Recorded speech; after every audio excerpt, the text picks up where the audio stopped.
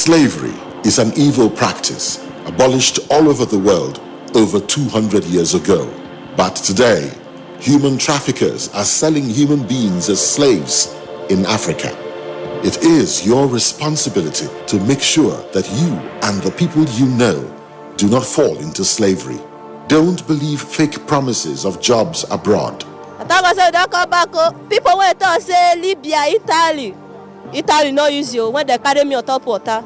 4 days now they lock me for inside house, no food, no water. I nearly die.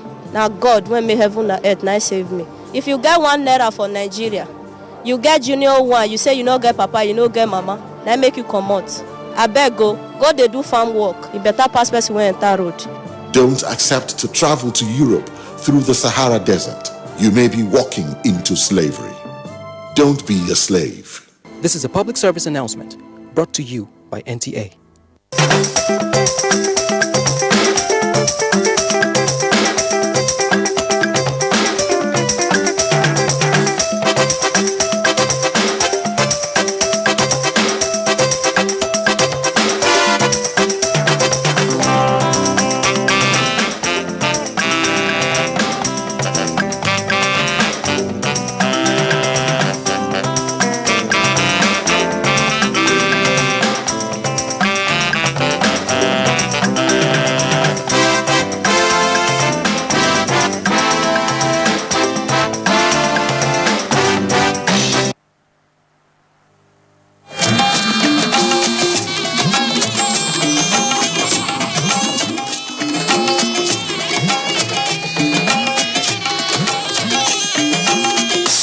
This is the network service of the NTA.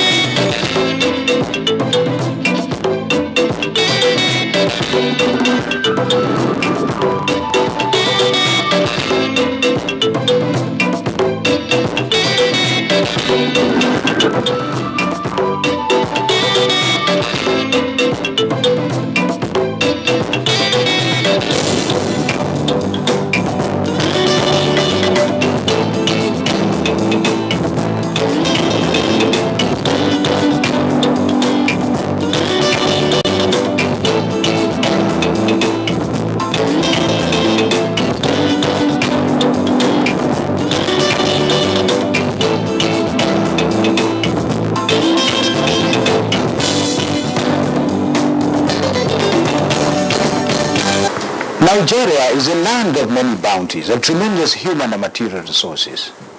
But the most quintessential element of that is the human resource itself. That is why in any government's drive to revamp the economy and for the development of the entire nation, the human resource becomes the focal point.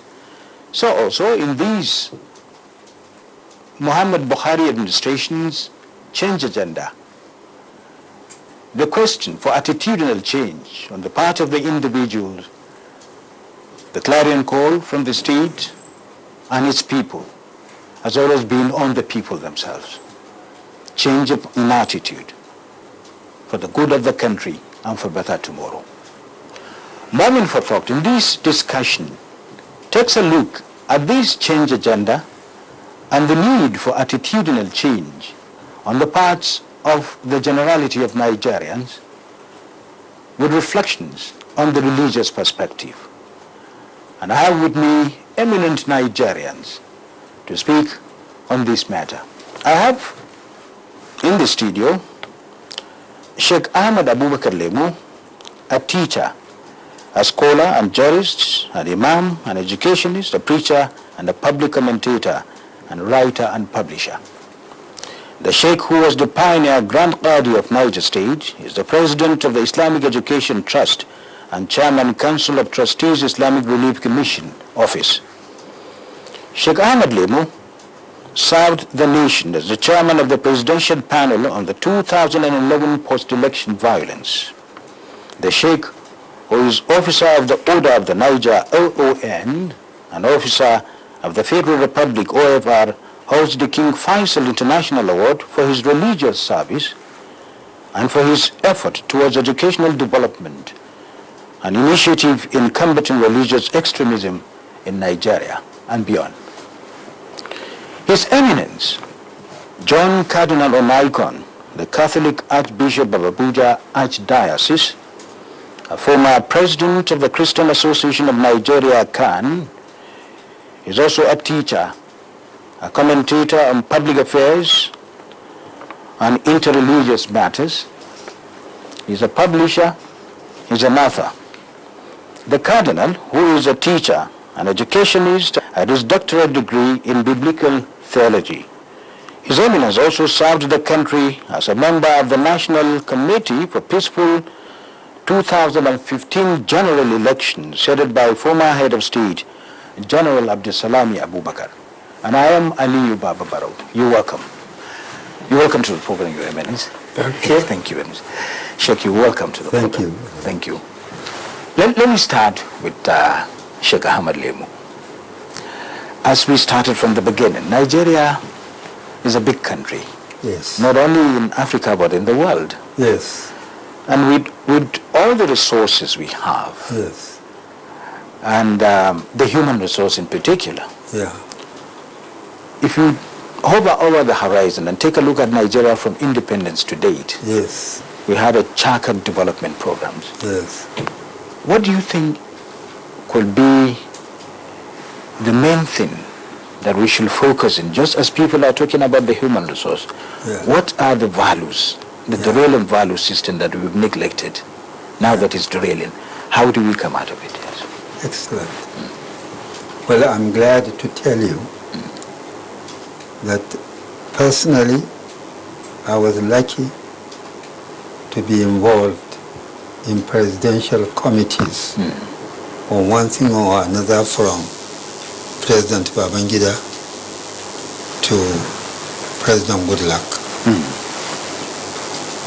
My personal experience in the effort to answer your question and the findings of research actually done at the Dawah Institute of Nigeria, which is under the auspices of Islamic Education Trust, of which I am the national president. We have no doubt that there are three major groups of stakeholders in Nigerian affairs. These are politicians, businessmen, and so-called clerics. Interestingly, through personal experience and the research I told you, we discovered that each of these three groups of stakeholders have three common objectives. The first, personal selfish interest, regardless of consequences. Secondly, greed for huge sums of money in naira and dollars. And thirdly, quest for leadership, power, influence, and followership. In the pursuit of those three objectives, there is no God consciousness or consciousness of accountability before God. And there is no shame. Yes. So, each stakeholder, individually or collectively, took or continue to take advantage of huge ignorance of authentic teachings of our respective religion, Islam and Christianity. Secondly, each member of stakeholders, individually and collectively, apart from taking advantage of the ignorance of the true teachings of religion, also have not got sense of the love of the nation. Yes. No patriotism, no national thinking. No national. Individualistic tendencies. But when they come to speak, they will speak as if that is their goal and that is their motive. Yes. Thirdly, in that respect, we discovered, both from personal experience and from research, actual research, that indeed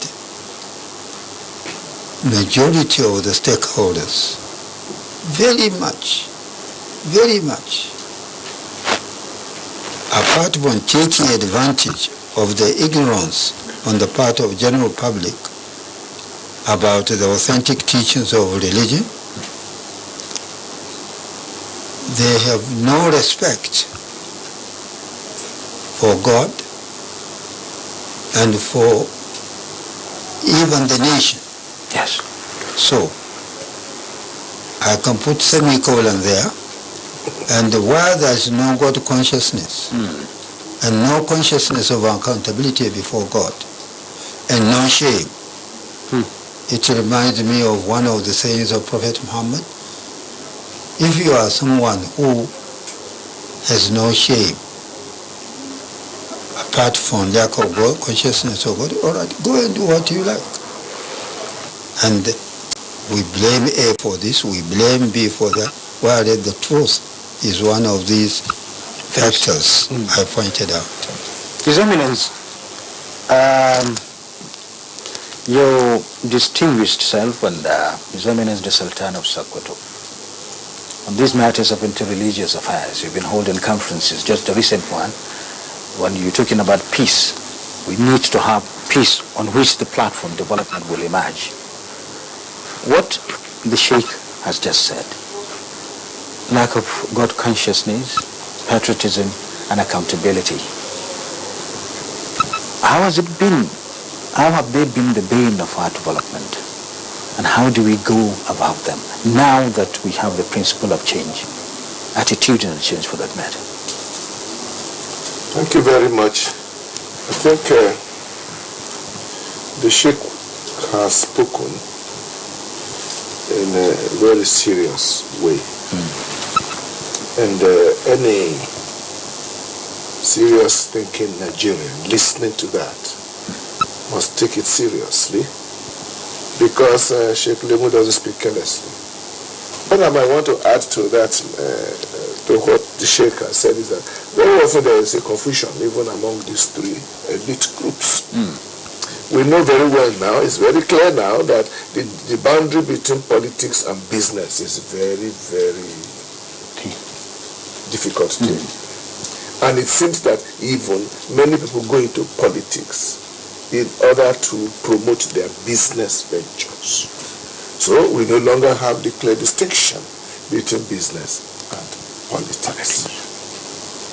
It is open secret that many politicians have got their own companies, their contracting companies, to which they pass on government projects, and they sit there to determine how much to spend, and whether it is done or not done, how that is done well or not done well. Now we are seeing this. We are even in a much more serious situation because there's confusion. Many people who are called clerics are in big business. We all know that. They're in big business. I do think that we must be seeking a way forward. Even without Buhari talking about change, Nigerians at some point should begin to realize that we cannot just continue like this in a nation where things don't work and where we don't even know anymore whom to apportion the blames to. And people you think will do things well, they get there and you are disappointed. Exactly. And even we who are religious leaders, when we try to encourage those who we think are good people to enter politics, either they don't get in, or if they get in, Yes. they get completely soiled. So during your advisory, in your advisory capacity, so to speak, you advise the society in order to follow the right path. Yes. Politician, Now, business elite. I want that to come to the issue you actually presented to me, which I have ignored, namely interreligious meeting, interreligious dialogue and so on. One thing that has come very clear to me is that not only is it that many times religion is blamed for things that is not really religious, namely people are fighting political battles, they are fighting battles of their own self-interest that has nothing to do with God and anything holy, but it is put in a religious cloak and people get confused. Maybe that's what the Sheikh means when he speaks about taking advantage of the ignorance of the people about the genuine elements of their faith. Those who are generally know what their faith is will not be allowed themselves to be so trusted. Not only that, but what I feel more serious is that those who should be religious leaders have not acquitted themselves sufficiently well in the whole area of promoting good relationship among Nigerians of different faiths. And I say this from, if not from research, certainly from personal experience. You reach a stage now where we're beginning to think that the problem is not really with the ordinary Nigerian as far as religious good behavior or relationship is concerned. Yes. I always say, go to Wuse Market. You are not likely to see any religious conflict. Yes, just transactions go on. Going on. You'll go and buy from whoever, Yes. whose market you prefer, whether Muslim or Christian, doesn't really Yes. matter. Yes. And even when we go to our offices, the secretariat, in the armed forces and police, Nigerians are carrying guns, side by side, Muslims and Christians. And one of the beautiful things is when we go there to Eagle Square and see those beautiful fine soldiers in parade. Those who should be religious leaders have not acquitted themselves sufficiently well in the whole area of promoting good relationship among Nigerians of different faiths. When we have that, then the religious leaders will lead the people towards harmony, and when there's harmony, there will be prosperity. Prosperity, yes. Well, thank you very much. I'm coming back to Sheikh now. Yes. Yeah. You want to chip in something, just a little? Yes, in agreement with the Cardinal. Yes. Many of what he said, we discovered in that research I'm talking about. And they have concluded to take action in accordance with the injunction of Rasulullah, Prophet Muhammad. He said, whoever sees wrongdoing must correct it with his own hands, that is by himself. If you can't, assuming that you have no jurisdiction to do it by yourself, correct it by your tongue, speak to who can correct it. If that fails, correct it by your heart. In other words, disassociate yourself with it. Yes. But that is the weakest of faith. So when we took that into consideration, we said, rather than blame A, blame B, what can we do to ameliorate and, if possible, to solve the problem? So this brings to the fore, actually, the quintessential value of what the President said, change begins with me. Yes. And from what both of you said now, the elite's problem is very, very, very fundamental. Yes. In our quest to change the society. Yes. For instance, when people, the community glorify ill-doings, corruption and whatever. Yeah. What will you advise now that Nigeria is 56? At 56, Yes. perhaps an individual should be grown up and understand, distinguish between right and wrong. How do you see that value of man? If, permit me, His Eminence, when Genesis talk about God saying that we created man in our own image. In our own image, we created a man and female. We created them. And sort of things. Yes. But at the end of the day, if you don't follow the right way, Exactly. So how do you advise Nigerians cleansing the heart for better society? Okay. Number one, call them religious leaders, clerics, call them lecturers, professors, and so forth. By various means, say to yourself, how do we inculcate God consciousness and consciousness of accountability before God in the whole nation? Point number one. When that is done, or in the process of, it's not a 1 year job, 10 year, 1 decade job. No, when that goes on, look into our educational curriculum or curricula. How should religion be taught in such a way that God consciousness is inculcated in our children from primary right to university? And that's why the findings of our research and materials written about on the research, we tested it on university lecturers, professors, and so forth, and on tertiary institutions. And we found the result to be fantastic. And we call the program Ethical Reform Program. Yes. Another program attached to it is what we call TTC, Train the Trainers Course in Islam and Dialogue for Peaceful Coexistence. So if you think of peaceful coexistence, because if there is no peace, there cannot be progress in anything. So development of the society begins with the foundation. Exactly. Education of the child, inculcating good values. Precisely. Yes, yeah, His Eminence, your comment on that. Yes.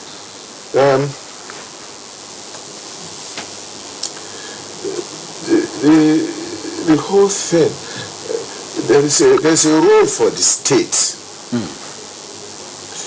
which if the state does not play its role, it's very difficult for other people to do so. Let me take a good example. A situation where evil doing is not only ignored, but seems to be even encouraged. Yeah. Makes teaching of ethics extremely difficult. As religious leaders, we have often heard our young boys coming and telling us, oh, whom we have taught well, say, oh, what you are saying is very good, very right, very good. But out there in the world, a different rule is operating.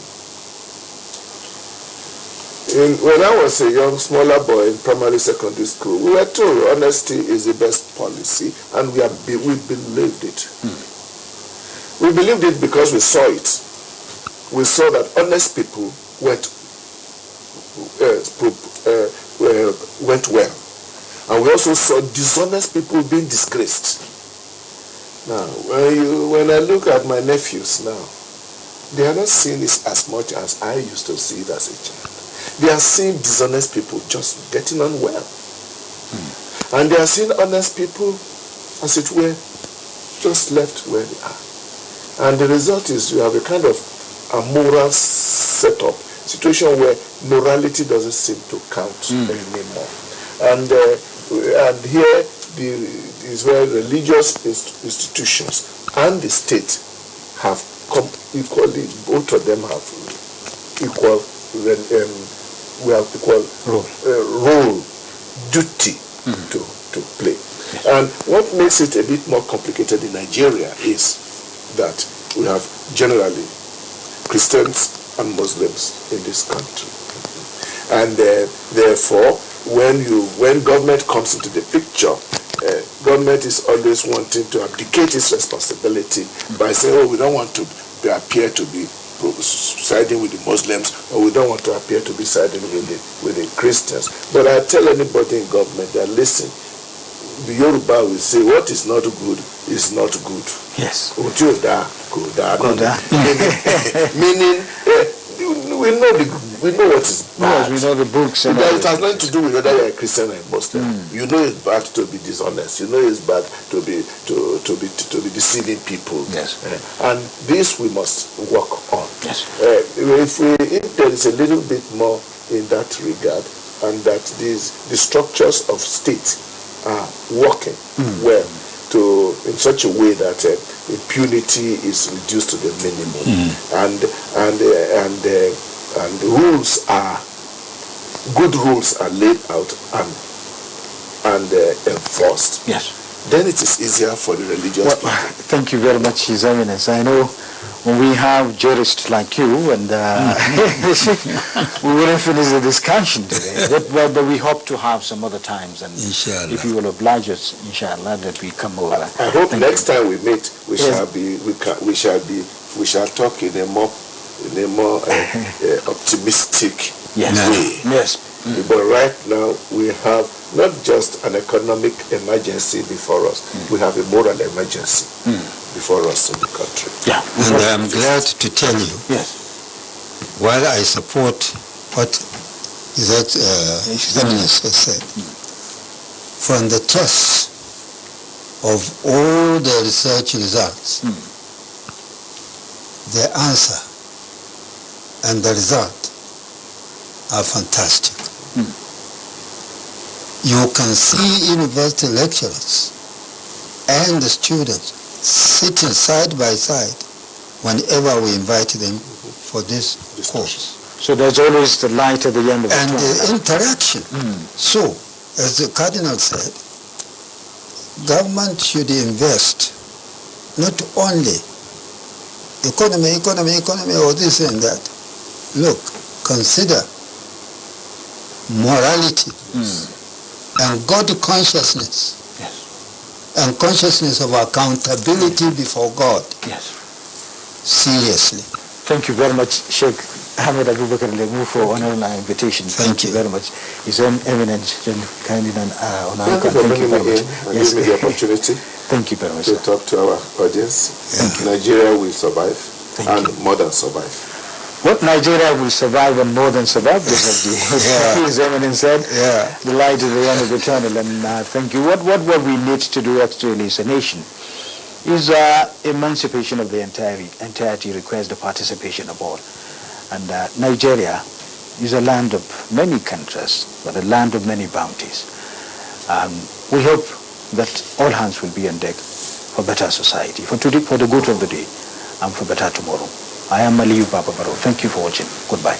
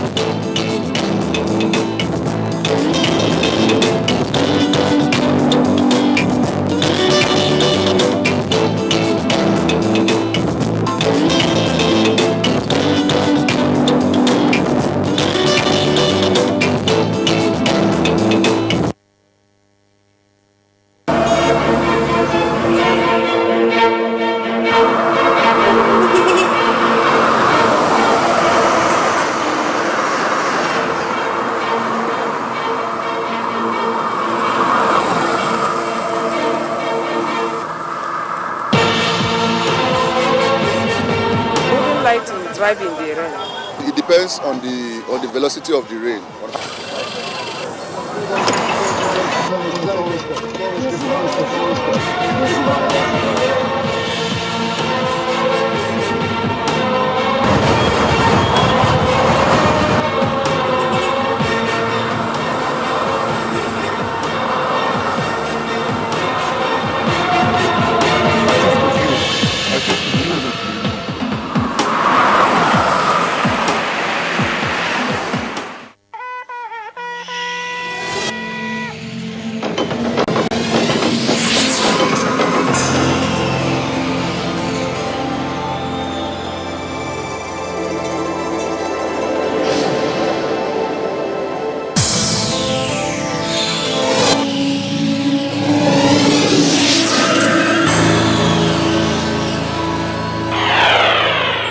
NTA.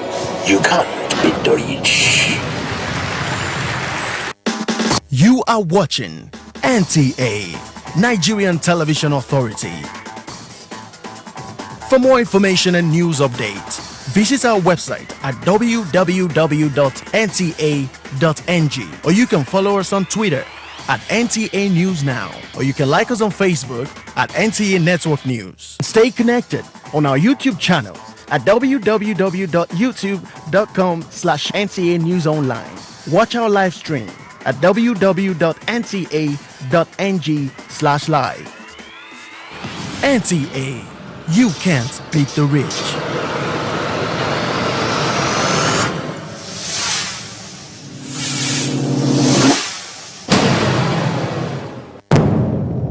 Information is power. Everyone wants power. So feel powerful with the NTA News mobile app, the one-stop information center. Real news at your fingertip. Be the first to report by uploading first-hand information on the U-Report link, and be the first to know by simply clicking on any of the links on the sidebar for headlines, domestic and foreign news, economy, security, politics, sports, and more. Stream live on your smartphone and tablets and stay connected. It's pretty easy. Simply download NTA News app from your Google Play Store and you're good to go. NTA News mobile app, your access to real-time information.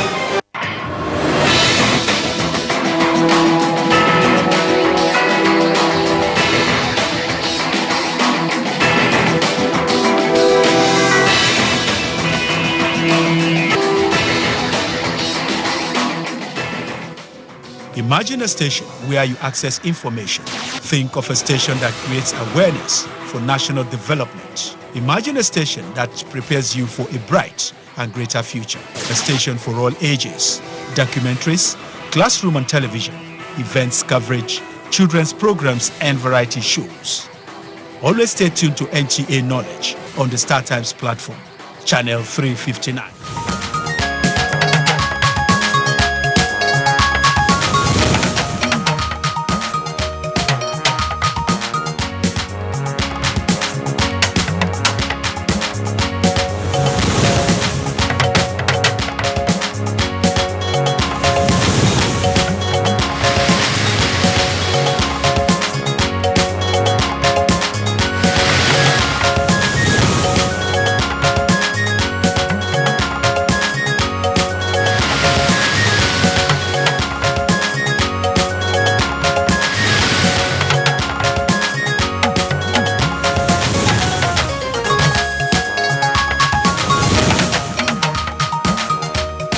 Federal government to address misconceptions on the use of modern biotechnology for food security.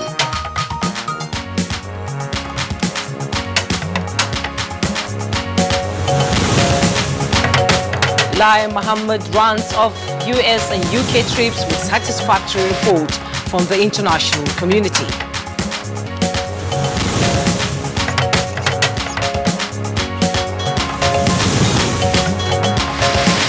Reducing illiteracy, government to establish literacy centers in all 144 federal government colleges in the country.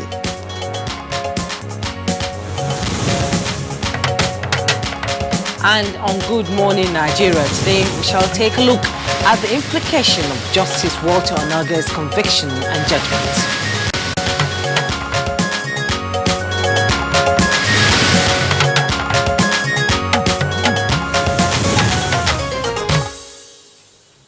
Now, Jume, it is no longer news that Justice Walter Onogen's name was removed from the National Judicial Council members list over the weekend. Yes, Kiran, that appears to be the latest trending news about the former Chief Justice of Nigeria, who was found guilty last week of asset declaration charges by the Code of Conduct Tribunal in Abuja. That's right, Jimmy. The Code of Conduct Tribunal tried and convicted Justice Walter Onogen for failure to fully declare his assets. Along with his sack as Chief Justice of the Federation, Onogen is to forfeit the funds in all 5 of his undeclared bank accounts. And Kieran, there have been some mixed reactions following that conviction and sentence by the CCT last week. Some have called it a harsh, citing the fact that so many public officials in sensitive positions in Nigerian government have not declared their assets, and no such light has been beamed on any one of them, as far as we know right now. Yes, this is maybe why some non-governmental organizations and judicial watchdogs have poked holes and allegedly found flaws in the procedure leading to the guilty conviction of Justice Walter Onogen by the Code of Conduct Tribunal. Most of them cite the proceedings leading to the verdict as unfair. I would say that's best left to Walter Onogen's lawyers and others in the judiciary to debate when they get round to the appeal of the judgment. The question I want to ask, though, is what is the implication of the trial and conviction of Justice Walter Onogen, and what does it mean for the fight against corruption in Nigeria? Well, Jimmy, I have also been asking how Walter Onogen's conviction will set the tone for transparency among public office holders in the Nigerian government. What lessons can Nigerians learn from the fall of the former Chief Justice? We will have guests in the studio to look into these issues and more later on in the program. We will also have guests to discuss a bit of pension matters, specifically the planned nationwide verification exercise for pensioners by the Pension Transition Arrangement Directorate under the Defined Benefit Scheme. And that's not all, Jimmy, because our third and last item for conversation this morning will be about malaria in Nigeria. We will look at ways Nigerians can help in malaria prevention, as well as the role of health workers in ensuring accurate diagnosis and data generation for the country. Thanks for joining us on Good Morning Nigeria this Tuesday. My name is Kirian Umayo.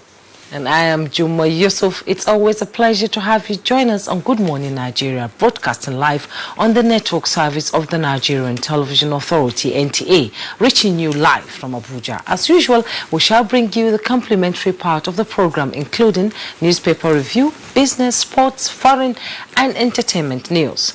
This morning's news is next with Elizabeth Omori. Hello, Elizabeth. It's nice to see you. Thank you so much. Good morning.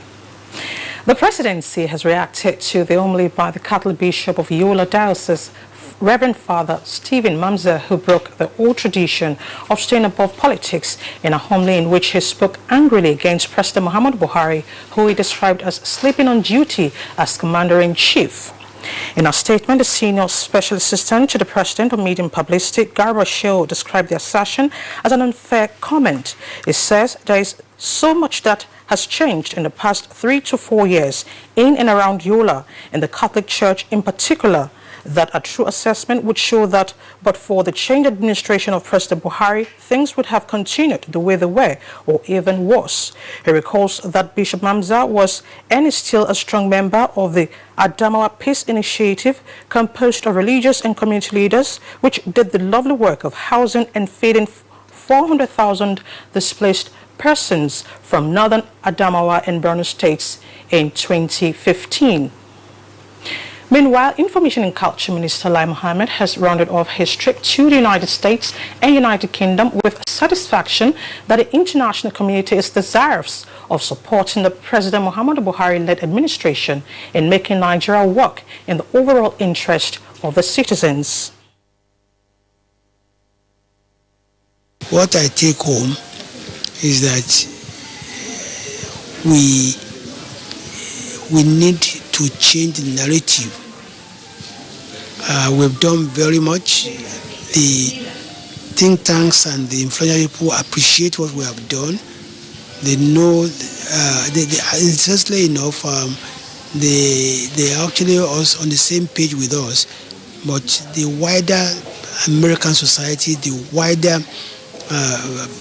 British society it's our next target. And also science and technology, the federal government is to come up with a policy that will address misconception on the use of modern biotechnology to enhance the nation's food security. Ministry of Science and Technology is to draft a policy in collaboration with relevant agencies, including the Federal Ministry of Agriculture. The federal government of Nigeria has embraced modern biotechnology, and it is here for good. We will continue to engage with the media to inform the public about scientific innovations going on in this sector. The whole National Agricultural Research System, we believe strongly in the powers of biotechnology to significantly contribute to the development of agriculture in this country. Let's now talk education. In its continued efforts to reduce illiteracy and meet the educational needs of the illiterate class in the country, government will establish literacy centers in all the 104 federal government colleges in the country. Permanent Secretary, Ministry of Education, Sonny Ekono, stated this at the launch of Pilot Literacy Center at Federal Government College, Otobi, Benue State, one center out of the 6 to be established in the political zone of the country. The pilot, that is starting with about 20 federal government colleges, is targeting non-literate cadre workers such as matrons, cooks, watchmen, drivers, cleaners, gardeners, as well as other people within the host communities of the federal government colleges. Ekono said to achieve the Sustainable Development Goals SDG 4, which is ensuring inclusive and equitable quality education and promote long life learning opportunity for all, there's need to consider this group of people.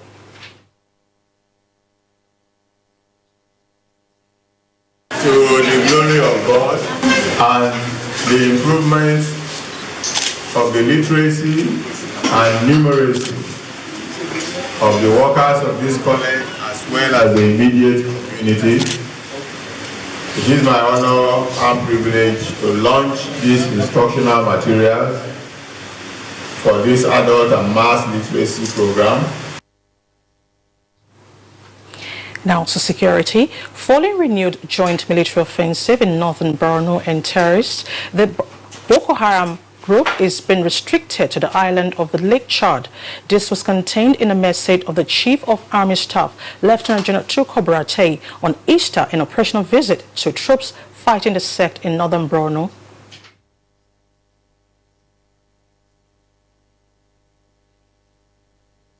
We must never, ever allow the reverse to be the case again. Now we are on the offensive. We should never be withdrawn back to defensive. The Chief of Army Staff, Nigeria as a whole, appreciate you, and they are doing all possible to liaise with the political leadership to make sure the requirements we are lacking are provided. Meanwhile, following credible intelligence, troops of Operation Harbin Kunama 3 attacked and killed 6 bandits in Kesa and Sunke in Anka local government area of Zamfara State. A statement by the acting Army Public Relations Officer, Colonel Sagit Musa, indicates that several arms and motorcycles were recovered during clearance operation. Similarly, in Doka and Mutu villages in Gazot local government area of Zamfara State, troops on patrol had an encounter with bandits, leading to the arrest of 18 suspected informants to the bandits, including the village heads of Doka and Mutu. The force commander, Major General Hakim Oladipo Otiki, reiterated the resolve of troops to tackle banditry and other forms of criminality in Zamfara, Kebbi, Katsina, and Sokoto states. And that's the news on Good Morning Nigeria. More to come with Jumai and Kirian after the break.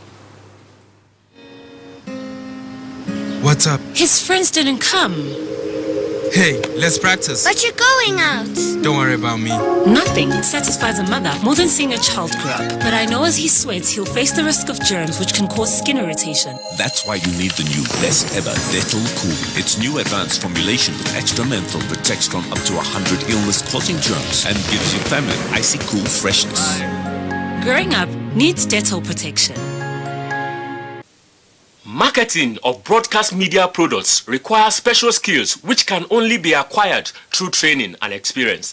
NTA TV College Jos is therefore organizing an intensive 3-week course on modern trends in broadcast media marketing. The course will equip participants with necessary skills to deal with contemporary marketing challenges and competition in the broadcast media. It is an essential course for marketers in the broadcast media to sharpen their skills and improve their capacities. Date 23rd April to 10th May 2019. Venue NTA Television College Refuge Jos. Course fee 100,000 naira per participant, accommodation inclusive. For more inquiries, please contact us on 0803 314-4383 or 0806 980 9807. NTA TV College Jos, training you to be the best you want to be. In today's world, it's tough being a woman. But thanks to So Clean, Nigeria's #1 detergent with stain magnet technology, doing washing is a whole lot faster and smarter too. Only So Clean has stain magnet technology with an advanced enzyme formula that pulls out even the toughest trapped dirt, just like powerful magnets. No wonder Nigerians love So Clean. So Clean, for a faster, brighter, cleaner wash. If you hear a bomb explosion or gunshots of an active shooter, that might be a terror attack. At such times, always remember 3 action words. Run, hide, report. Don't try to run towards the terror scene to save the situation, because there might be a second bomb blast or another attack. Run far away and take cover. Make sure you are safe first. Yes, it is in our nature to sympathize over the hurt, but remember, only trained personnel can help in such situations. When in a secured environment, promptly call relevant authorities and help will come. For anonymous reporting, call 09630-3250-5 or 0813-2222-106. If you see something, say something. Nigeria unite against terrorism. This message is brought to you by the Federal Ministry of Information and Culture. Helen! Hey, where's your mom? Today is her toilet day. What? Helen! Toilet day? Tomorrow you're hosting a party and it's a matter of my reputation. Even if you spend your entire day cleaning with all this, it still won't be party ready. Impossible! Challenge? New Tika Harpic 10X. Even if you use this solution 10 times, it won't give you the same cleaning like Harpic, because its new Tika formulation sticks to the bowl better, giving you a sparkling clean toilet. Wow! New Harpic 10X gives me the freedom from toilet day.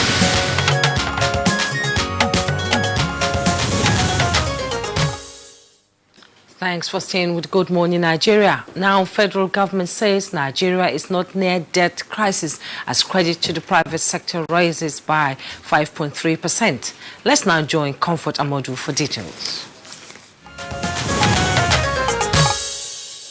Reports from CBN Depository Corporation survey indicates that credit to the private sector increased by 5.37% to 24.16 trillion naira, while 11.42% month-on-month credit to the government rose to 6.35 trillion naira. The survey further revealed a surge of 3.22% month-on-month in broad money to 34.79 trillion naira in February 2019 from 33.72 trillion naira in January 2019. These, according to CBN, resulted from an 11.80% month-on-month increase in net domestic assets to 17.77 trillion naira, accompanied by a decrease of 4.44% month-on-month in net foreign assets to 17.02 trillion naira. And what that meant is that we will continue to do what we're doing, but at the same time, we still keep our eyes on the ball to say we will continue to focus on the priority sectors of the economy: agriculture, manufacturing, ICT, the youth, the creative industry, the fashion industry, building more technology hub, to see to it that we look at this as priority sectors that will enjoy the central bank intervention, even at single-digit interest rates, because we believe that these sectors will be those sectors that will continue to stimulate growth and create jobs on a mass scale for our people. Meanwhile, the federal government says Nigeria is not in anywhere near a debt crisis despite its 24.39 trillion naira debts. Despite its 24.39 trillion naira debts, Minister of Finance Zainab Ahmed said the debt figure as of December 31, 2018 comprised Eurobond loans, facilities from the World Bank Group, China and Africa Development Bank Group constitute over 80% of the total debt stock. This represents a year-on-year growth of 12.25% and is higher than the 2017 figure by 2.662 billion naira. For us in Nigeria, we're still very much within our borrowing limits. As you know, today our total debt is 19.1% of our GDP. Our fiscal responsibility commitment is not to exceed 25% of our GDP, so we still have headroom. What we're doing is to increase our revenue generating capacity to ease the burden on debt service and also to improve our expenditure outlays. In the meantime, the Nigerian Electricity Regulatory Commission says it's considering a new regulation to allow third-party investors take up and maintain parts of the vast electricity distribution networks owned by the DISCOs. The regulatory agency said the proposed regulation was necessitated by the lack of capacity of the DISCOs to deliver electricity to many consumers. And that has been Business News with Comfort and Modu. And next is Newspaper Review.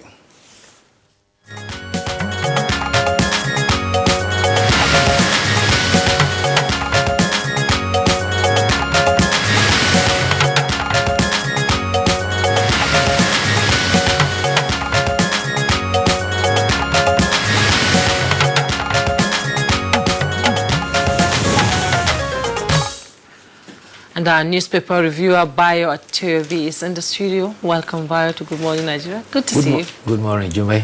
Good morning, Kyria. Good morning. Thank you. And good morning, Nigeria. Yeah, we have about three national dailies here this morning, plus, of course, the editorial. And I have the Nigerian Tribune here. Let's begin with the Nigerian Tribune.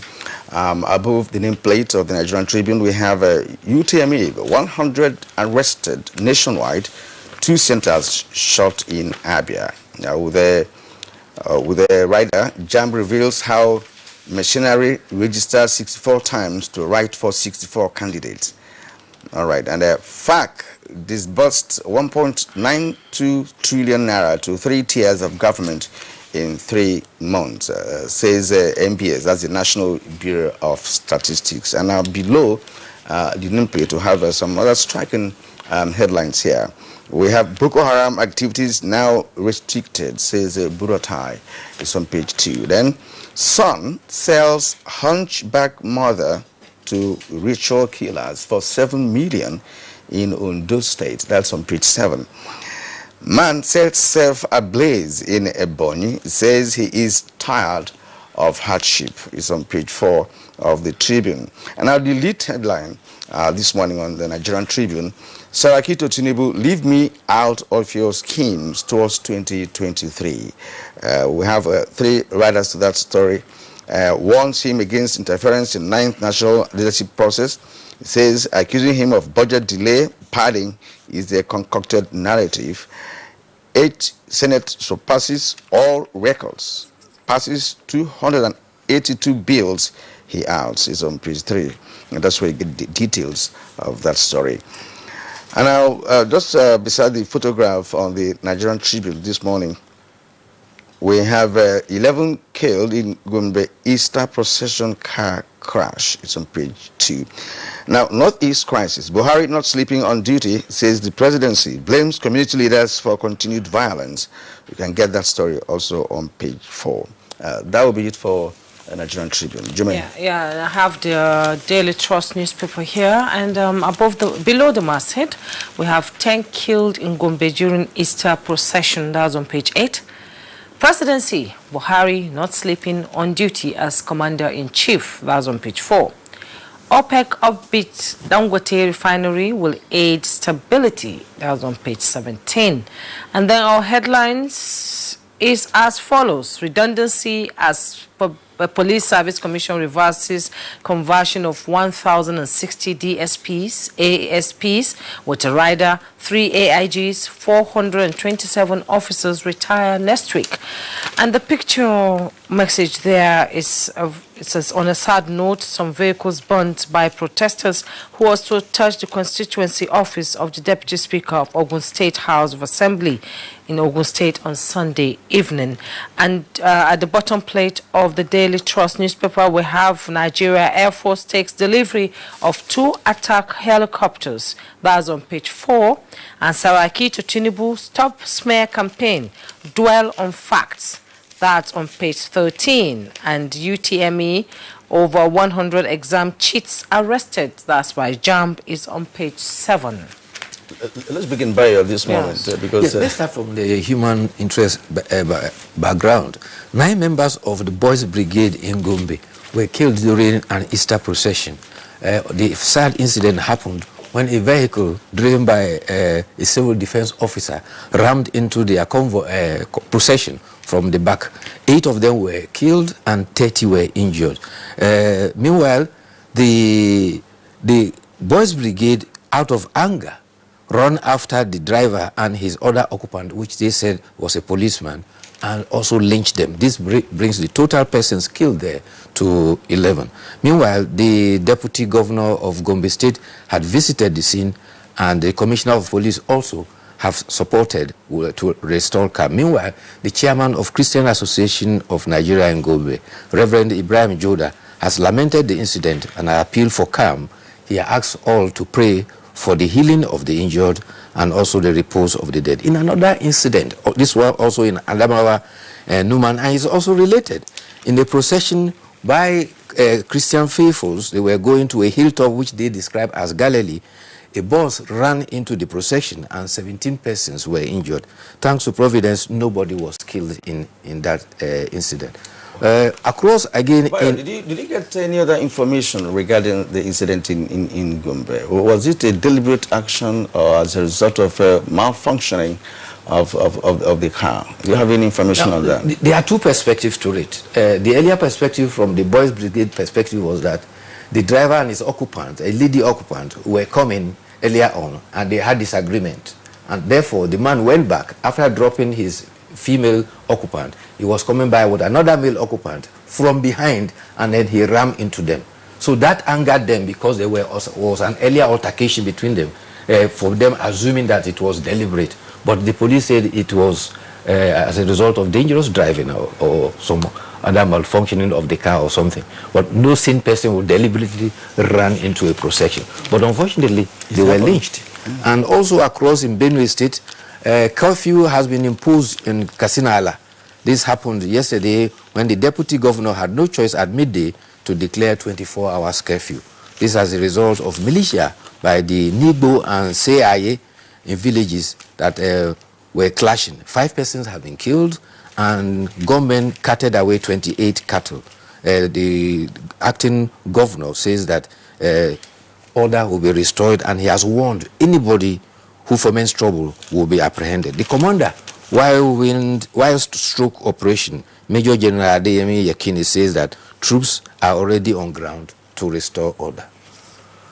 But we just can't stop reading news of violence and organized crime, if you like, because the situation in Katsina was a deliberate action, by a group of people, or maybe they called the activities and what have you. Militia groups, yes. Militia groups. It is deliberate. We're getting too much of this by the day. You recall that just 2 weeks ago, we had militia groups from part of Benue and part of Takum clashes. It started first with a conflict over market, yam market, and gradually now we now have Juku militia and Tiv militia engaging one another, burning down the houses. So the militia issues there have been existent between that axis, and sometimes it gets mixed up with herders and farmers crisis. Even in this one, there is a rustling of about 28 cattle. So don't be surprised if tomorrow the Fulani whose cattle have been rustled also stand up and then you now have some consequence of reprisal. So something must be done to stem all this. Exactly. When the presidency blames communities and community leaders, some Nigerians take it with a bit of salt. But the reality of it is that you cannot form a militia group without support. They can't exist just like that. There has to be some foundation, that brought them into being, and that is the issue that Nigeria should address at this moment, which is getting out of hand. Yes, in any situation like that, usually we have shadow backers who make a lot of money. Militia usually are of two kinds.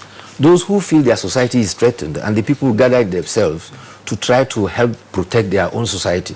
And in such instances, the law requires that they work with the police and they will have operational order how they should go about this.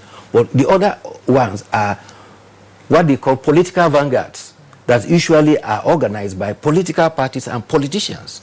And they come into space, particularly during the area of politics. So when politics is over, all these persons who are armed and militarized tend to pick on one another as a fallout of some of the crises and interests. Let's move on now. I have the Nigerian Pilot newspaper, and just below the masthead, we have outrage as gunmen kidnap 3 women teenager in Kaduna. You find that on page 6. It's a tragedy. 11 youths in procession killed by car. We read that earlier in our previous newspapers. And the headline says we transmitted results to INEC server.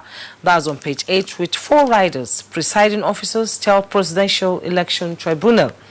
Says INEC trained them on how to transmit results to its server.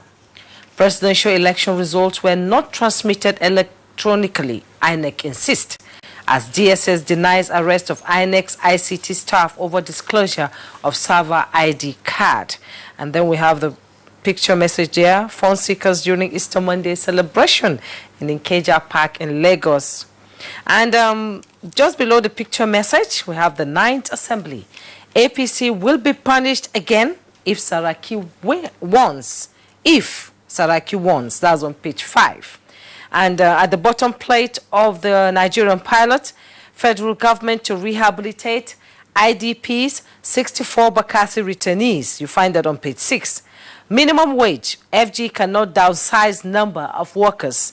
That's from TUC, Trade Union Congress, on page 6. Insecurity, autumn imposes curfew on Katsina Ala. You find that on page 10. 55th anniversary, Nigeria Air Force to showcase air power capability. They find that on page 11. And PDP carpets APC over attempt to influence Niger Guba Election Tribunal. You find that on page 10. And FARC disposes 1.9 trillion to 3 stairs of government in first quarter. That's from the NBC. You find that on page 9. Tayo. Let me refer to the story that Kirian read earlier on related to Joint Admission and Matriculation Board. JAM says that it is proving the credentials of all applicants between the year 2009 and 2019. That is a period of 10 years. And the persons who may have cheated or passed the UTME during that period first got admission into the university. They may have graduated and served the National Youth Service Corps and will be arrested if their certificates will be withdrawn if it is found out that they had cheated during the examination. A head of the media is saying that they now have a software which they are going to use, and the board has acquired this software which will be able to identify fake biometric data. In the biodata verification, if even you are now working and it is discovered sometime that you wrote the exam, someone else wrote the exam for you, you will be held accountable for it. And how is it done? My name is Bayo. I will register for the exam, but use your name. On that day, I will go because the verification will allow me entry. Then I'll write the exam on your behalf. JAM has found out that, and they are going to trace back to 2009. So the question is, who is a thief? Is it the one who stole and was caught? Or the one that is yet to be caught? Okay, all right. So let's go to the editorials for this morning, and it's coming from a Punch newspaper. It's captioned, "Making the ballot less of a model." With the power to register political parties on account of their abysmal performance, the Independent National Electoral Commission is under pressure to wield it now that the 2019 elections are over. There are 91 registered political parties, and only 72 of them participated in the last general election. Let's bring him by. Well, the editorial is concerned about the ballot paper during the last election. You have about 91 political parties, and it was very long. I remember Kingsley once described it on this program here as like a wrapper, very difficult to handle. tie. And you can also strictly deduce that the high level of ballot papers that were voided is as a result of the size of the paper, which became very cumbersome for many who were not literate enough to be able to follow the rollover process of handling the ballot before you cast the votes. What the editorial is now saying is that INEC must wield its powers provided for it under Section 225, and is saying that if it fails to do that, then it will have to live up with that big challenge. Presently, you recall that there are 91 political parties, and soon after election, INEC indicated that there were several hundreds of applications seeking to be registered political parties. So the editorial is saying INEC must invoke that clause that allows it to deregister political party, namely giving the criteria that if you didn't win 25% of votes in the presidential election, and if you didn't win one local government in a state government election, and you didn't win one seat in either a state house of assembly or national assembly, then your party qualifies to be deregistered. But what is disturbing about this issue of registration of political parties is that come 2023, more political parties will come for registration. And it has become a kind of business circle, you know, during election period. You know, when people will come together as friends and they begin to call themselves a name, and before you know it, they will apply to INEC for registration. That has happened in the past. It has continued to happen because, of course, the increase, you know, in this past election is an indication that if INEC does not will its power to stop it, then it will continue.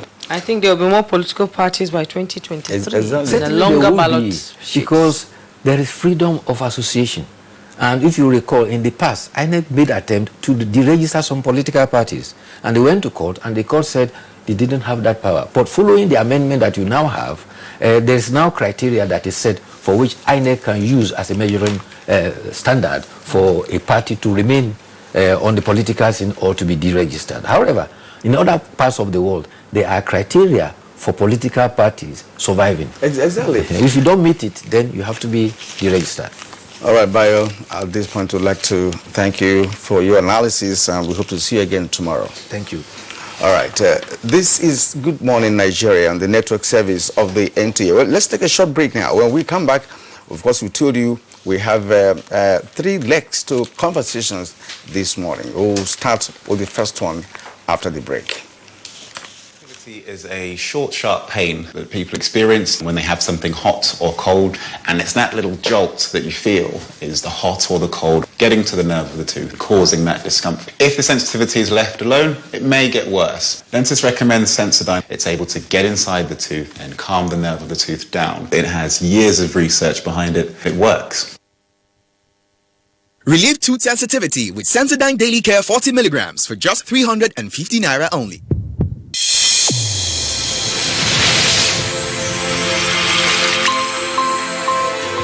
A new edition of TV Guide is out with special focus on the role of the media in election coverage. Exclusive on the National Broadcasting Commission, its mandate as the sole regulator of Nigerian media. Dr. Thomas Daba then and Ishak Modibo Kawu now. This edition also features the king of stand-up comedy in Nigeria, Ali Baba.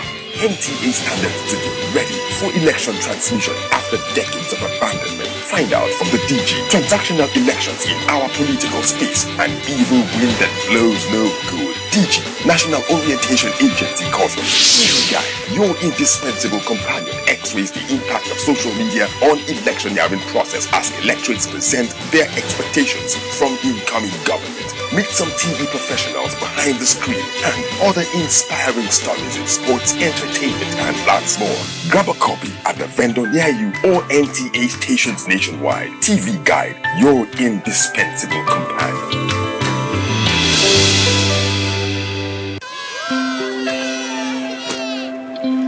Team huddle. But we lost. Don't be tired, guys. This isn't a loss. It's a practice for winning. Nothing makes a mother prouder than seeing her child growing up. But I know as he learns to lead, he'll face even more dirt, germs, and risk of illness. That's why in changing seasons, you need strong Dettol protection. Because Dettol protects from up to 100 illness-causing germs. Growing up needs Dettol protection.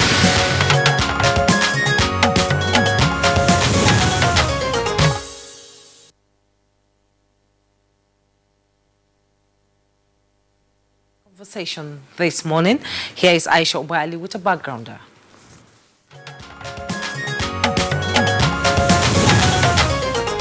The suspension of Chief Justice Walter Onnoghen followed a petition against the Chief Judge submitted by the Executive Secretary of the Anti-Corruption and Research-Based Data Initiative. The case of the former Chief Justice at the Code of Conduct Tribunal generated a lot of controversy as many Nigerians were divided for and against trying the Chief Justice. It may be recalled that the Code of Conduct Bureau filed a 6-count charge against the Chief Justice before the Code of Conduct Tribunal in connection with false declaration of asset upon resumption of office as provided in Section 15, subsection 1 of the Code of Conduct Bureau and Tribunal Act C-15. After 4 months of trial, the Code of Conduct Tribunal found the suspended Chief Justice of Nigeria, Justice Walter Onnoghen, guilty of all the 6 charges of false asset declaration. The final judgment last week ruled that he vacates office as the Chief Justice of Nigeria, forfeit all the monies in the undeclared account to the federal government, as well as a ban from public office for the next 10 years. Government has also described the judgment of the Chief Justice as another milestone achieved in the fight against corruption, and this is expected to send a clear message that the war against corruption will spare no one. The judgment, according to observers, will also reawaken the consciousness of people, especially in their conduct as public office holders. How has the conviction of Justice Onnoghen been received by relevant stakeholders? Guest on Good Morning Nigeria will be discussing the implications shortly.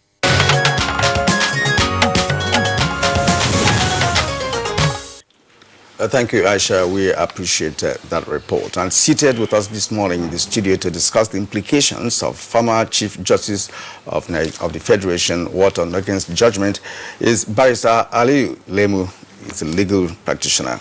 Good morning and welcome. Good morning. Thank you for having me. And also in the studio is Ibrahim Modibo, a public affairs analyst and, of course, a regular in some of NTA's current affairs programs. You're welcome. Thank you very much. Good morning, Nigeria. All right, Jimmy.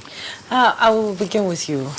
The conviction has raised a lot of uproar, confusion, and since 1975, I think, when the Chief Justice was removed from office, it has not happened again, and people feel as if this government is moving forward.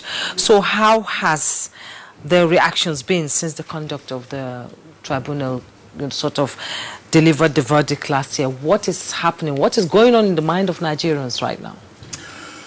Thank you very much, Madam. To be honest with you, I think this landmark judgment is a victory for democracy.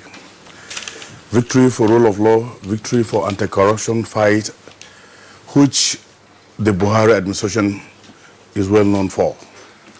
I must commend the judiciary and also commend the government for this wonderful thought of bringing to justice people that were generally considered as untouchables. Never in the history of modern democracy have we seen a chief judge, not even of a state to me, but of a federation, being brought to justice because of issues pertaining to corruption. Because as far as I'm concerned, the issue of not declaring assets, the issue of mass amassment of wealth, which I think it looks like a primitive accumulation of wealth by an individual in government, I think it's something that we condemned. So I think the Chief Justice has lost the moral fiber to key into the specifics of the Buhari administration. To me, as far as I'm concerned, based on this judgment, I think the government should be commended for doing a very wonderful, diligent prosecution and also see to the fact that justice prevails. You see, there is no, in fighting corruption and economic brigandage, you don't even need rocket science in other climes. But if you look at Nigeria, you find out that you need to get all the arsenals you can get, bazooka, atomic bomb and everything to fight corruption. Because it seems as if it has been entrenched into the roots and fibers of this country. Unfortunately, for me, I came from a family of a judge and also an immediate elder brother who is also a lawyer. But during our time, when my father was a judge, we've seen decency.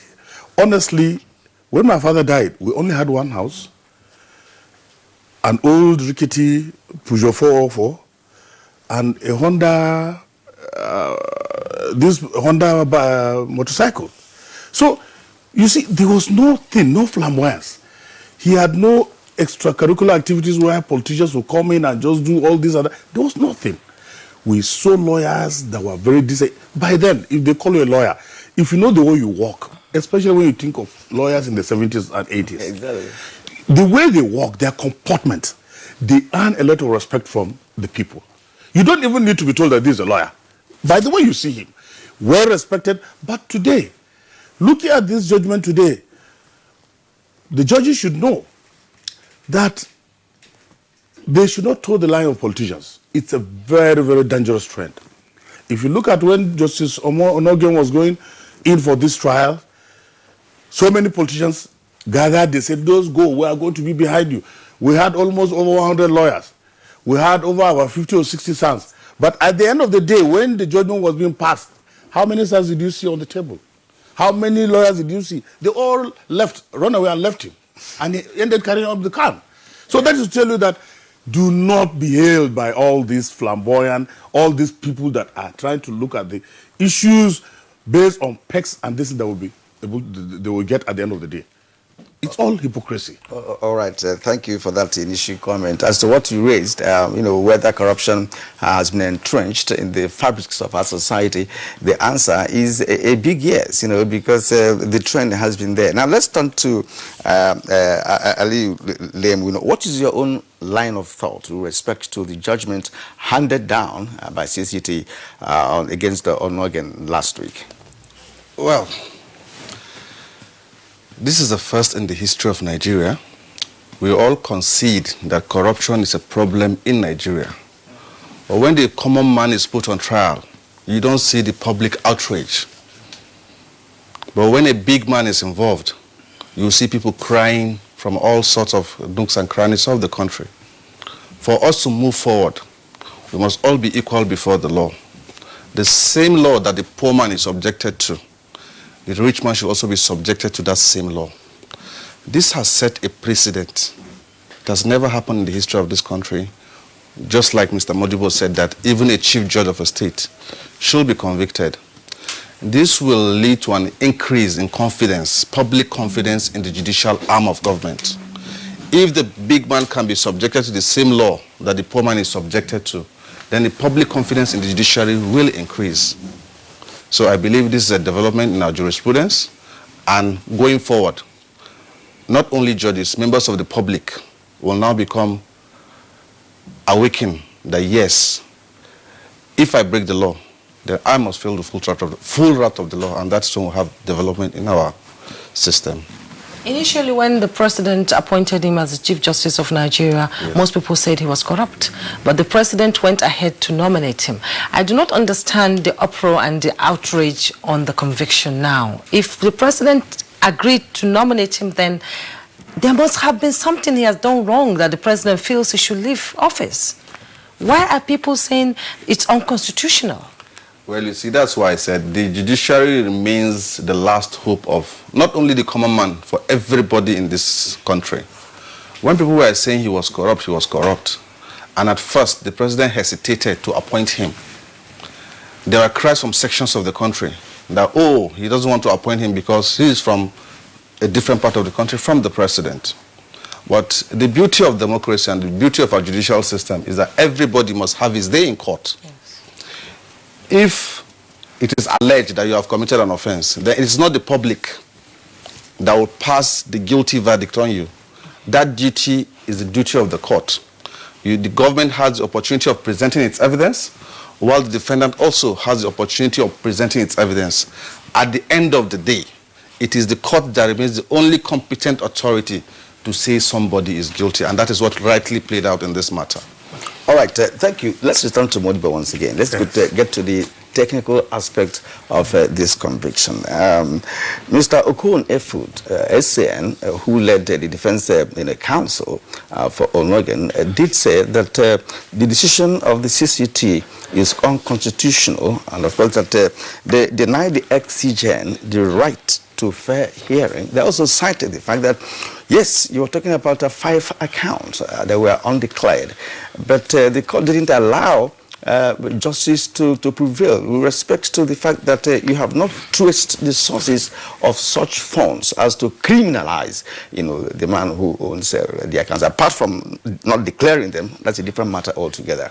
What's your take on that? Well, as far as I'm concerned, I've been trailing this matter right from day one. I've been watching television. Serially, Justice Onogen has been given fair hearing to come to the court, present his own case, while the prosecution also had their own day. Assuming without necessarily conceding to the fact that this is an issue that cropped up where the Chief Justice of the Federation is at the firing line, we must concede to the fact that nobody is above the law. I must commend President Muhammadu Buhari, honestly and sincerely, for this fight against corruption. Because if you could recall, when he came in, he had a kind of tripodial structure of what he intends to do. Tame insecurity, fight corruption, and also look at how the economy will improve, while also, along the same line, opening the political space for mass participation and entrenchment of rule of law. Now, having said this, I must commend the president for sticking to the issue of fight against corruption. That is why today, wherever he goes in the Committee of Nations in the world, the president is being hailed for being a champion or a King Kong of anti-corruption in sub-Saharan Africa, or even among the Committee of Nations in the world. The banner of Nigeria is always raised as one nation that has a president who is committed, a committed Democrat, and also one that is known for fighting against corruption. Now, having said this, honestly and sincerely, I want to believe that any nation, no nation can be built on scandalous corruption and deceptive impunity. No nation. Therefore, Nigeria is not an exception.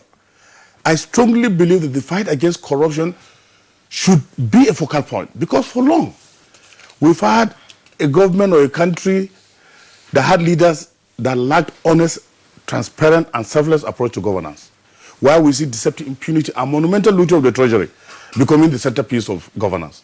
Therefore, to stop all this, we must key into the specifics of the Buhari agenda. The Buhari agenda presupposes that this government is one that does not tolerate corruption from whatever angle or from whichever person.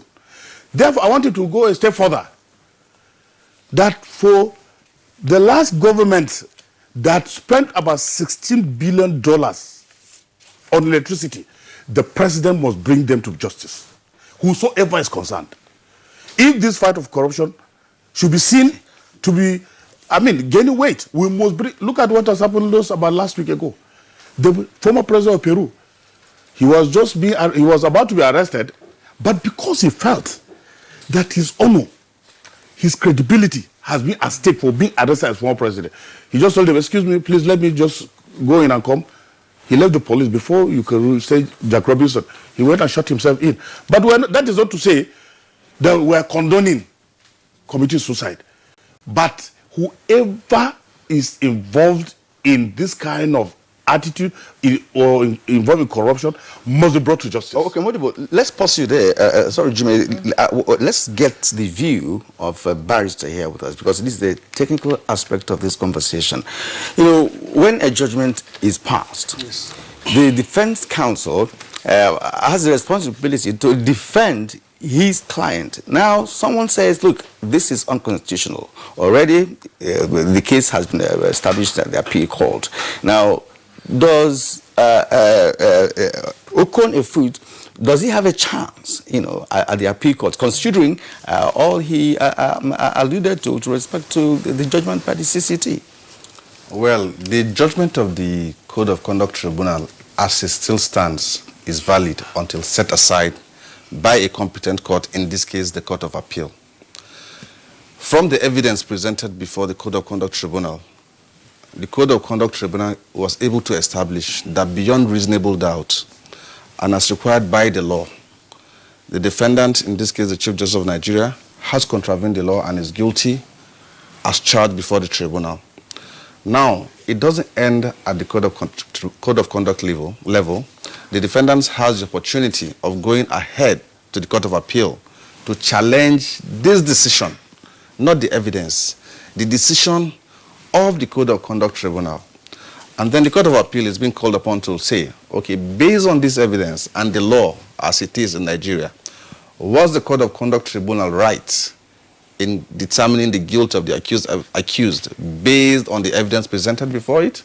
So until the Court of Appeal gives that judgment, the judgment of the Code of Conduct Tribunal still stands and is the law for the time being in Nigeria, that the former Chief Justice of Nigeria is guilty as charged. Was there any error in the process that led to the judgment?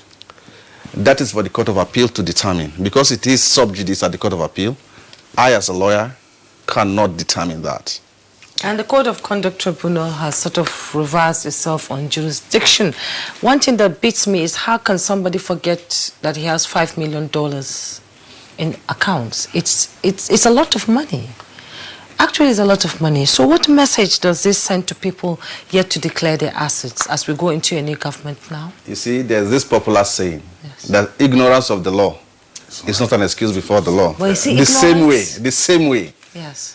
Forgetfulness is not an excuse before the law. Yes. And for somebody who occupies such an office, with all due respect, is the biggest office in the land, is the biggest office in the judicial arm of government. Yes.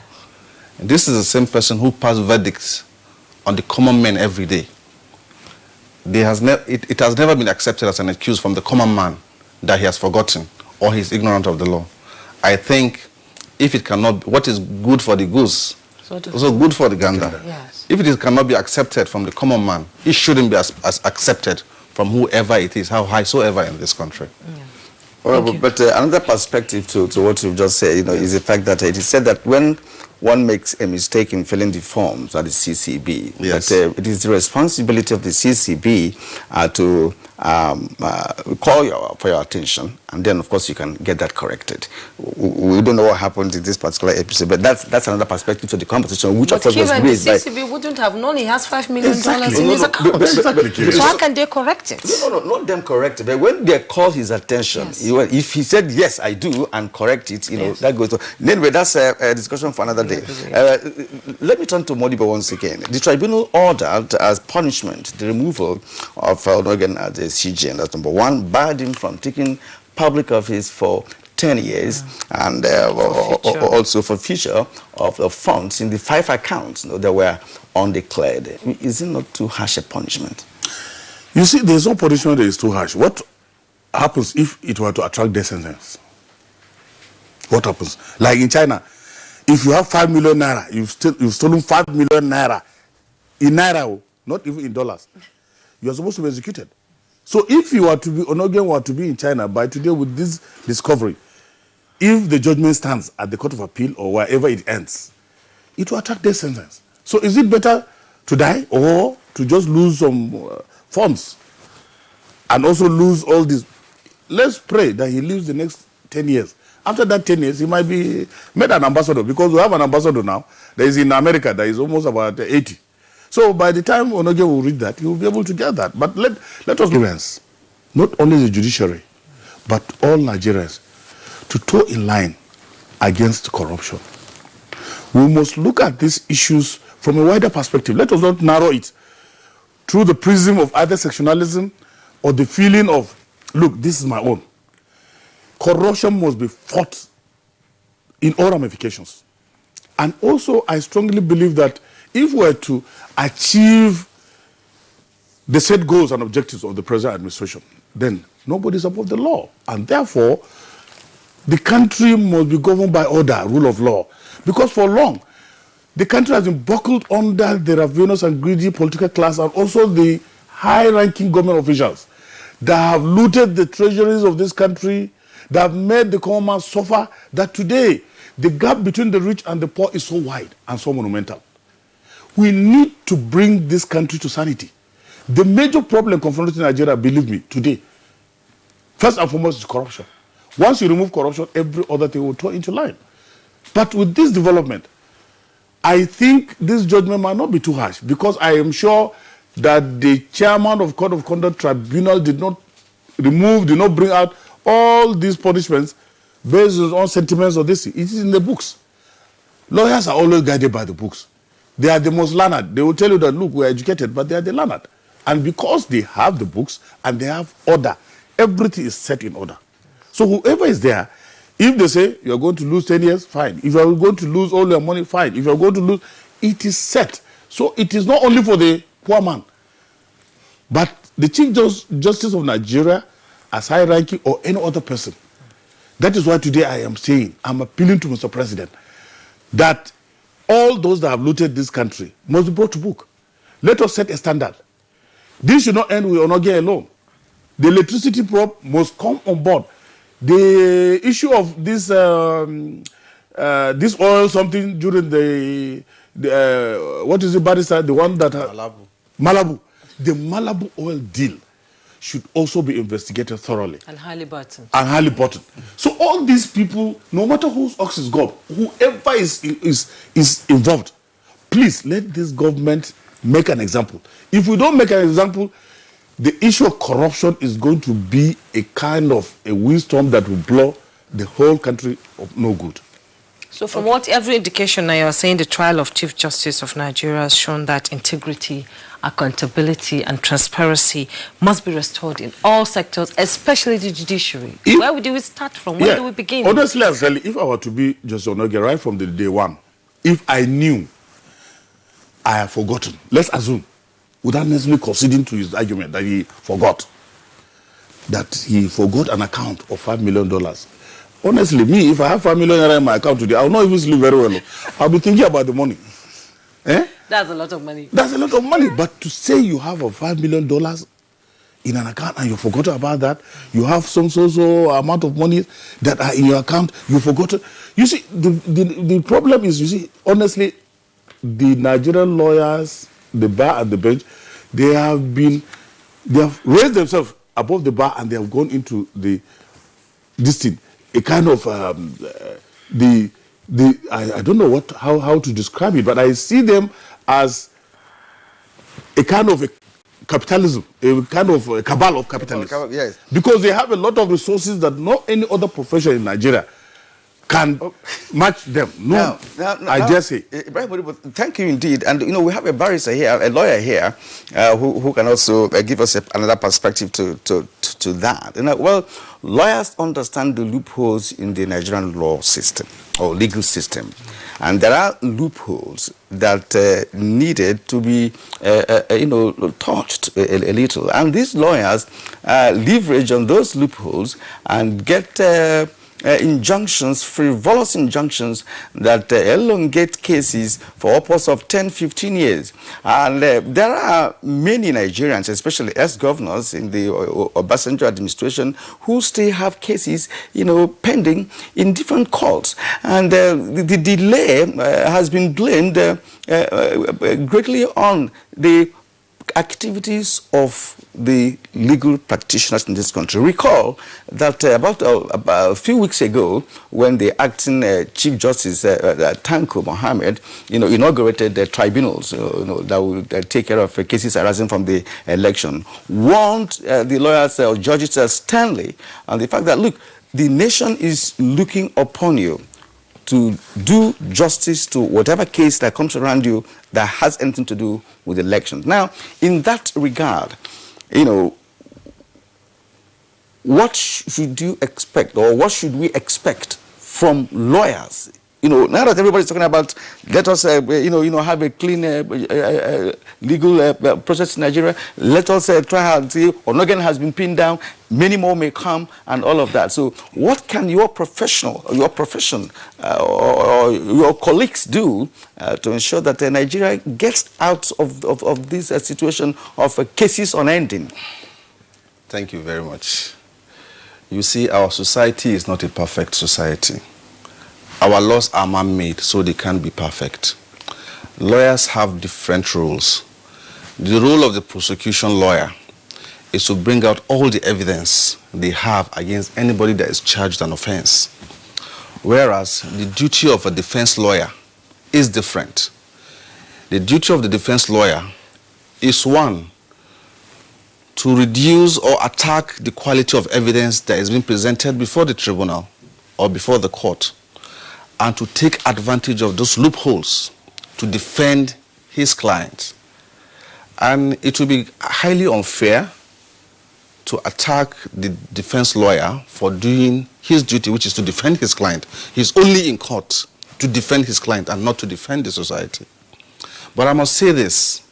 You see, the fight against corruption we are all talking about is supposed to be a collective effort, not that of the executive alone. The judiciary, the legislature, and the executive must work hand in hand. We've all identified that there are loopholes in these laws. It is the duty of the legislature to amend this law, to close these loopholes. But it is unfortunate, the legislature most of the times are concerned about their own welfare. If we have a situation where there is harmony, there is accord between the legislature, the judiciary, and the executive, and the fight against corruption is sustained, the loopholes will be closed, the defense lawyers will have little or nothing to defend their clients with. Let me give you an example in America. Once the evidence against your client is overwhelming, you don't go to trial, you go for plea bargain. You call the prosecution and say, please, we have seen your evidence. Let us agree. Let us agree, reduce the charges, or my client is going to plead guilty to some of these charges. And then at the end of the day, there will be no need to waste time or waste resources through a long and lengthy trial. So to drive the point home, the lawyers are only performing their duties. The prosecution lawyer is performing his duty by bringing the evidence and asking the court, based on this evidence, to find this person guilty, whereas the defense lawyer is saying, okay, based on the lacunas in the law, based on the requirement of the law, this evidence is not enough. And then the judge has his own duty to say, okay, based on what the prosecution lawyer is telling me, based on what the defense lawyer is telling me, I must perform my role as a judge. Justice is a three-way system. Justice for the accused, justice for the society, and justice for the victim of a crime. With this in mind, the judge is now able to say, okay, based on everything that has said to me, I will use these three parameters and ensure that justice is done in the case. And once the judge pronounces a sentence, whether discharge, acquittal, or conviction, then he has performed his role. He is not perfect. So whatever mistakes there are in his decision is left for the Court of Appeal and subsequently the Supreme Court of Nigeria to pronounce on those. So cases can last as long as possible with all these loopholes you mentioned. So your professional colleagues are not interested in society and interested in defending their client and society. I mean, it's because that is what Modibo, he was trying to talk about, raised a short while ago. That it should be there'll be societal cleansing when it comes to behaviors, when it comes to you performing your duty, whatever profession that it is. Yes. Even the medical profession, people in many professions, especially even engineers, because we have had collapse buildings and what have you. So it is pervasive, and it doesn't have to just be the client alone. Society is also involved. And also, Karen, Barrister has made a very valid, very fundamental points, but then he forgot the fourth essence of the realm in fighting corruption. You cannot do away with the media. Yeah. It is very, very vital and fundamental. That's why it is the fourth estate. The executive, judiciary, legislature, and then the fourth estate, which is the media. Because the media helps in trying to inform, educate, and also set agenda for the public, especially when it comes to any government policy, including corruption. Because the media is very fundamental and very vital. So, Barrister, please, can you include us? That's correct. Okay, now let's quickly take our tweets. Nigerians are talking. It's a very interesting topic today. We'll start with Igba Tigbe Zekeri. He tweets that Onoge's conviction should be a clear example for judges who trade their professional integrity to luxury. We need a sanitized judicial system. Now, Chris Simeon, let's always follow normal procedures in everything we are doing, especially things concerning national interests. The removal of Onogen as CJN by CCT and President is unconstitutional. It's ultra-virus. NJC is supposed to handle first. And Ortega tweets, his conviction is a complete conspiracy theory. All right, we have from Musa Mohammed Hadejia. Samuel Walter Onogen knew the Nigerian Constitution very well, as he is a lawyer by profession and holds the position of CJN, but break the law of the country by denying to declare the right assets in writing. He opposes to CCB. That is a great lesson to the judicial sector. And Ogbemi Zah tweets, Onogen's conviction is a warning to other similar judges who sit on their benches to sell justice. It may not be today or now, but someday they will also meet their Waterloo. However, the fight must be extended across the political divides. There should be no sacred cow. All right, I also have Mike Anyakwa here. The implications of Justice Onogen's conviction is that no one is above the law, and besides, the war against corruption by the present administration is on course. We demand speedy trials of other corrupt cases, irrespective of political affiliations of those involved. We must fight corruption. Festus Akimboyewa tweets, the conviction of former CJN Onogen shows the fight against corruption in our country is alive. Nigeria has no greater challenge than fighting corruption that is eroding our democracy and preventing economic development. Those involved in high-level corruption must face the law. However, in fighting corruption in our judiciary, care must be taken to preserve the institution and ensure it maintains its equitability. All right, from Francis Jethro, great job, NTA. For me, no implication so far, but a warning to those judges engaged in corruption. This is a big victory to the fight against corruption for the federal government. They also need to bring some of the top-ranking officials engaged in corruption too. So many out there. Daily Jack Solomon tweets, the implication is this: we need to strengthen the institutional mechanism for enhancing judicial integrity, fostering greater access to the courts and improvement in the quality of justice delivered in Nigeria are moves in the right direction. There is no better time than now to strive for a healthy, stable, economically buoyant and corruption-free Nigeria. The rule of law must always prevail, regardless of individual status, class, ranking or profile. There should be no more sacred cow when it comes to punishing offenders of public trust and treasury. And finally, from Shaibu Alkali, there is no implications on Onogen's conviction, except lessons behind to judiciary and other public office holders. Also, a conviction of former Chief Justice of Nigeria shows that nobody is above the law, and make ordinary Nigerians consider judiciary as last hope of common man. And that's the last one we have this moment. Let's return to Aliyu Lemu. Somebody raised the issue of NJC. How would you consider the role of NJC in this Onogen saga? Well, there is a recent judgment of the Court of Appeal in the case of Ngajinwa against the Federal Republic of Nigeria.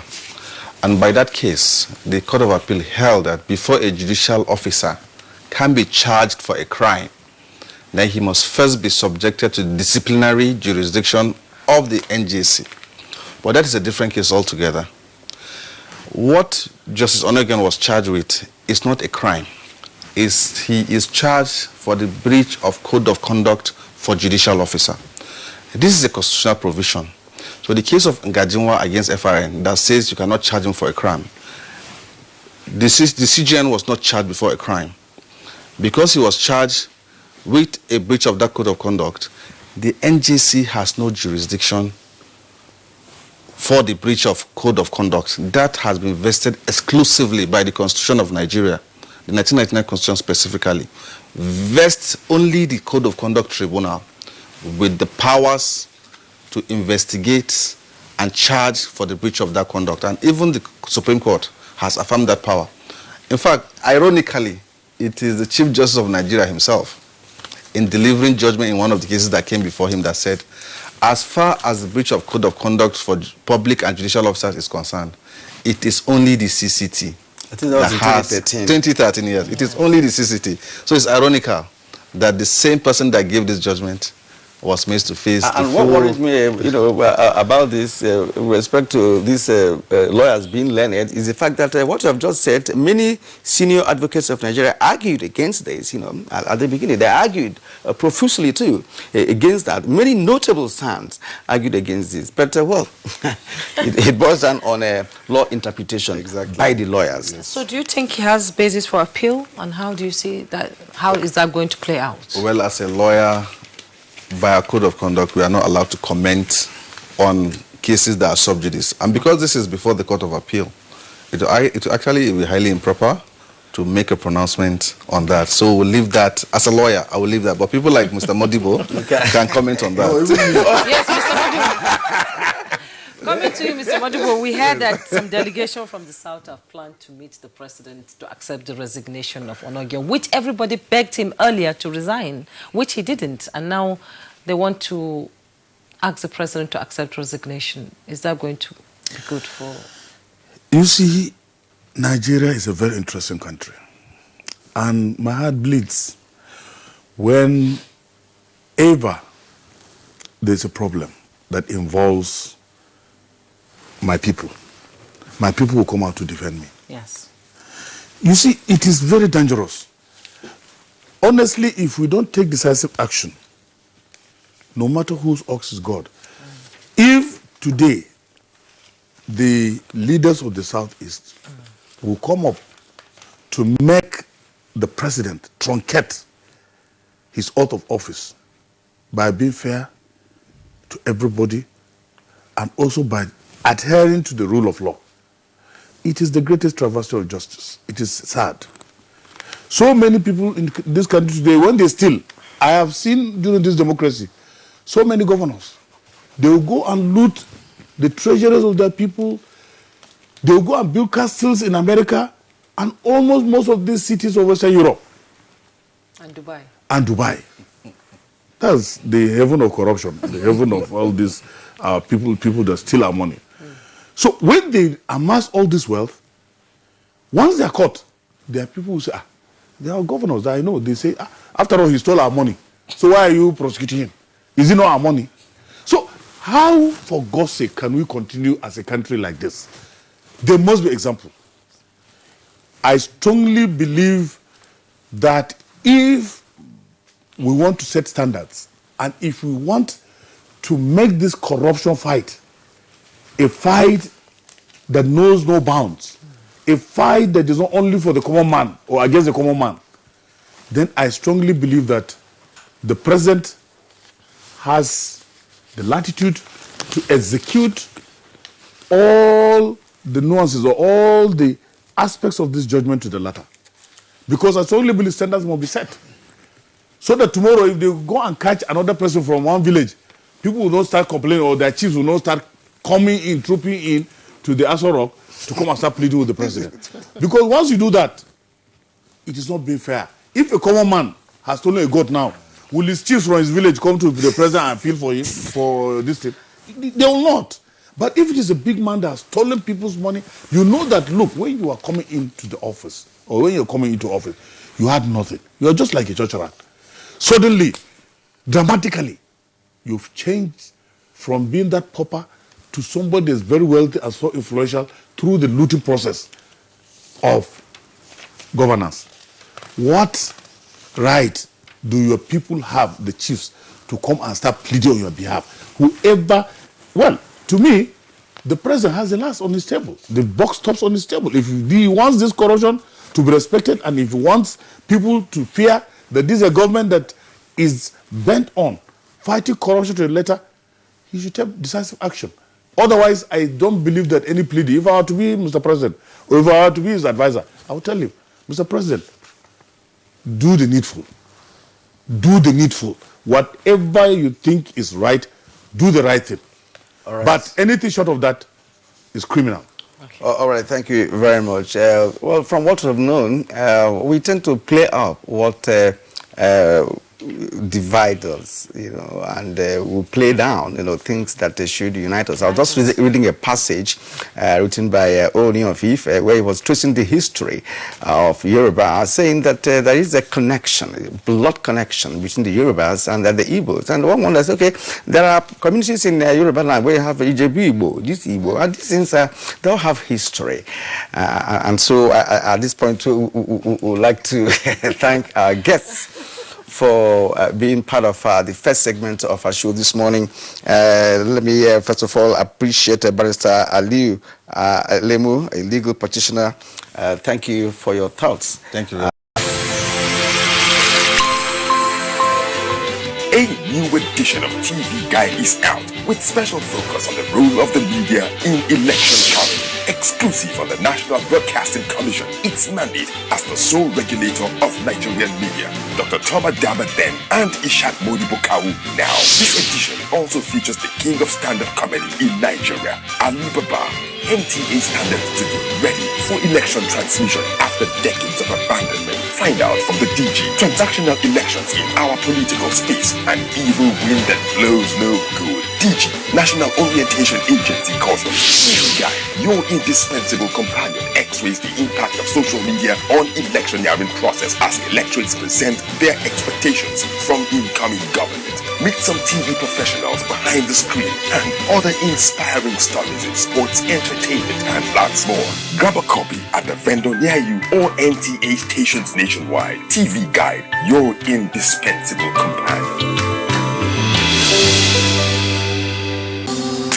Can I see your particulars, sir? Officer, my particulars no dey here. In that case, you'll have to come with me to the police station. Officer, which levels? Where I for find you something make you take arrange your weekend. What? Offense number 1, driving without particulars. Offense number 2, trying to bribe an officer of the law. I won't harass Nigerians or take bribe. Change begins with me. This message is brought to you by the National Orientation Agency in conjunction with the Federal Ministry of Information and Culture.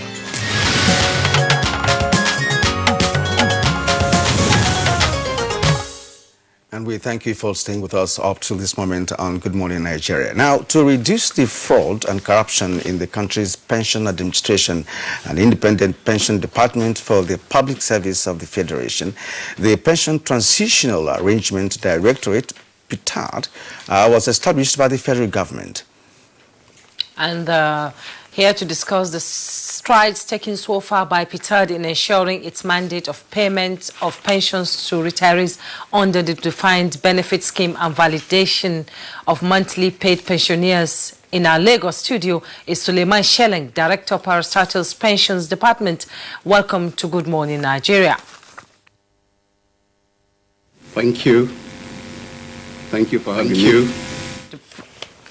Go ahead. He is also joined by Kabiru Yusuf, Director of Parastatal's Pensions Department. Thank you for joining us. It's a pleasure to have you on Good Morning Nigeria.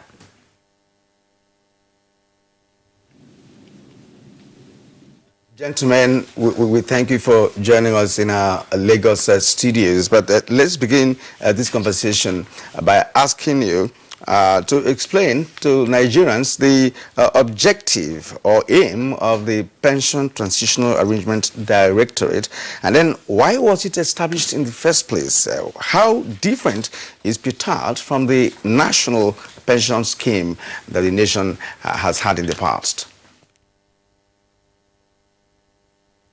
Thank you very much. We are all aware of the history of the myriad of problems in the pension industry that led to the promulgation of the Pension Reform Act of 2004 that established the contributory scheme.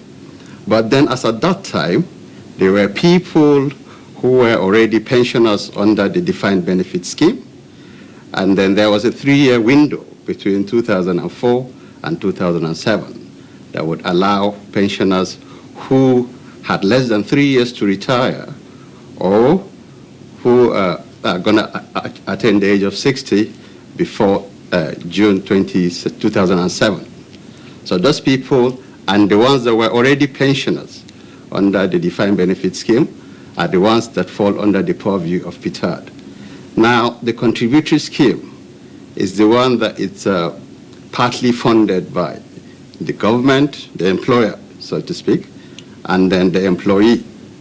This one is being handled by the National Pension Commission of Nigeria. So my next question is to Kabiru Yusuf, Deputy Director, Parastatus Pensions Department. Who and what category of Nigerians do the PTAD serve? How well has the body been functioning and meeting its mandate since establishment? And what are your achievements so far now? Has brought sanity to the industry. People that are eligible, that had been arbitrarily dropped before, had been brought back into the scheme. And then there were also parastatals who were privatized, and then workers were left in limbo without any pension, while they were paid commuted pension for a period of time, and then afterwards they were abandoned. But under the current administration, they've been brought back into the system.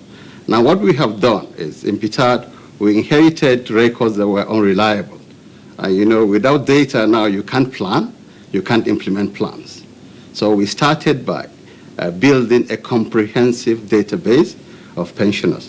There are 4 operational departments in PTAD: the Police Pension, the Customs, Immigration and Prisons Pension Department, and the Civil Service Pension Department. We've concluded the verification for the 3 departments. The Parastatus Department, which takes care of pensioners that retired from federally funded parastatals, by the way, including pensioners of NTA, came on board PTAD in August 2015. And since then, we've been paying them from inherited payrolls that were unreliable. So this is the final segment of the verification exercise. And under this exercise, which commences in Lagos today, pensioners of 270 parastatals will be verified. We're going to be operating from 4 centers in Lagos, in Ikeja, K2, on the island, and in Akoka. And these venues were selected based on the mapping of where our pensioners are resident. All right, thank you for your comments. But let's get Kabiru Yusuf on the line, who happens to be the Deputy Director of Parastatus Pensions Department.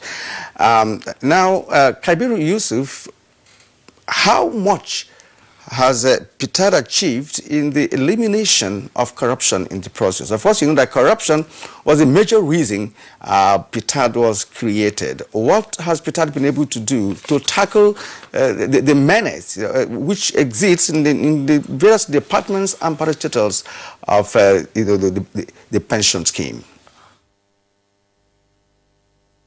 Thank you very much.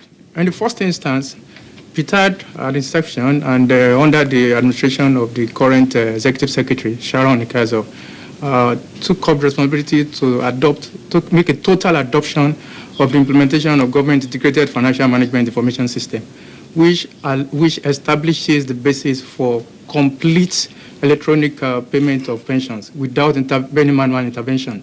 This significantly reduces the incidence of fraud in pensions that we've been experiencing in the past. PTAD also, along with that, establishes an anti-corruption unit, which ensures that our operations is continuously and regularly monitored to ensure that any incidence of corruption is nipped in the bud. Further to that, because just like my director has said earlier, because we inherited payrolls that were not essentially reliable, what PTAD has done prior to carrying out verification was to continuously clean up the payroll. What do I mean by this? First of all, we ensure basis for identifying duplicated names on the payroll and suspending or remove them and investigate. Secondly, we also ensure that only one pensioner, at least for now, exists on the payroll with a singular account number. So any incidents of a pensioner appearing on the payroll with 2 account numbers are removed. This is what we have done pending the carrying out of verification. You all will agree with me, it is only a complete verification and biometric capture of pensioners that would eliminate any incidents of pensioners existing across the 4 payrolls of the 4 departments that we mentioned.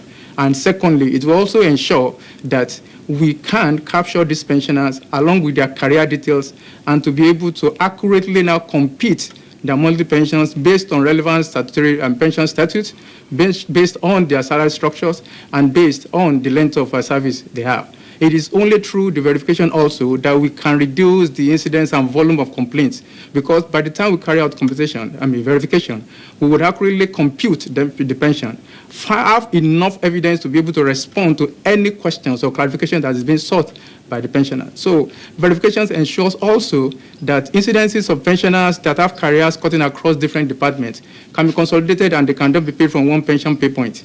Verification will also help PITAD to be able to achieve its maxim of 1 pensioner equals 1 payroll. And it will also ensure that we can be able to respond to what I would call issues beyond pension, which is to actually be able to now take a lead in providing for the welfare of our pensioners, just beyond paying monthly pension alone. Thank you.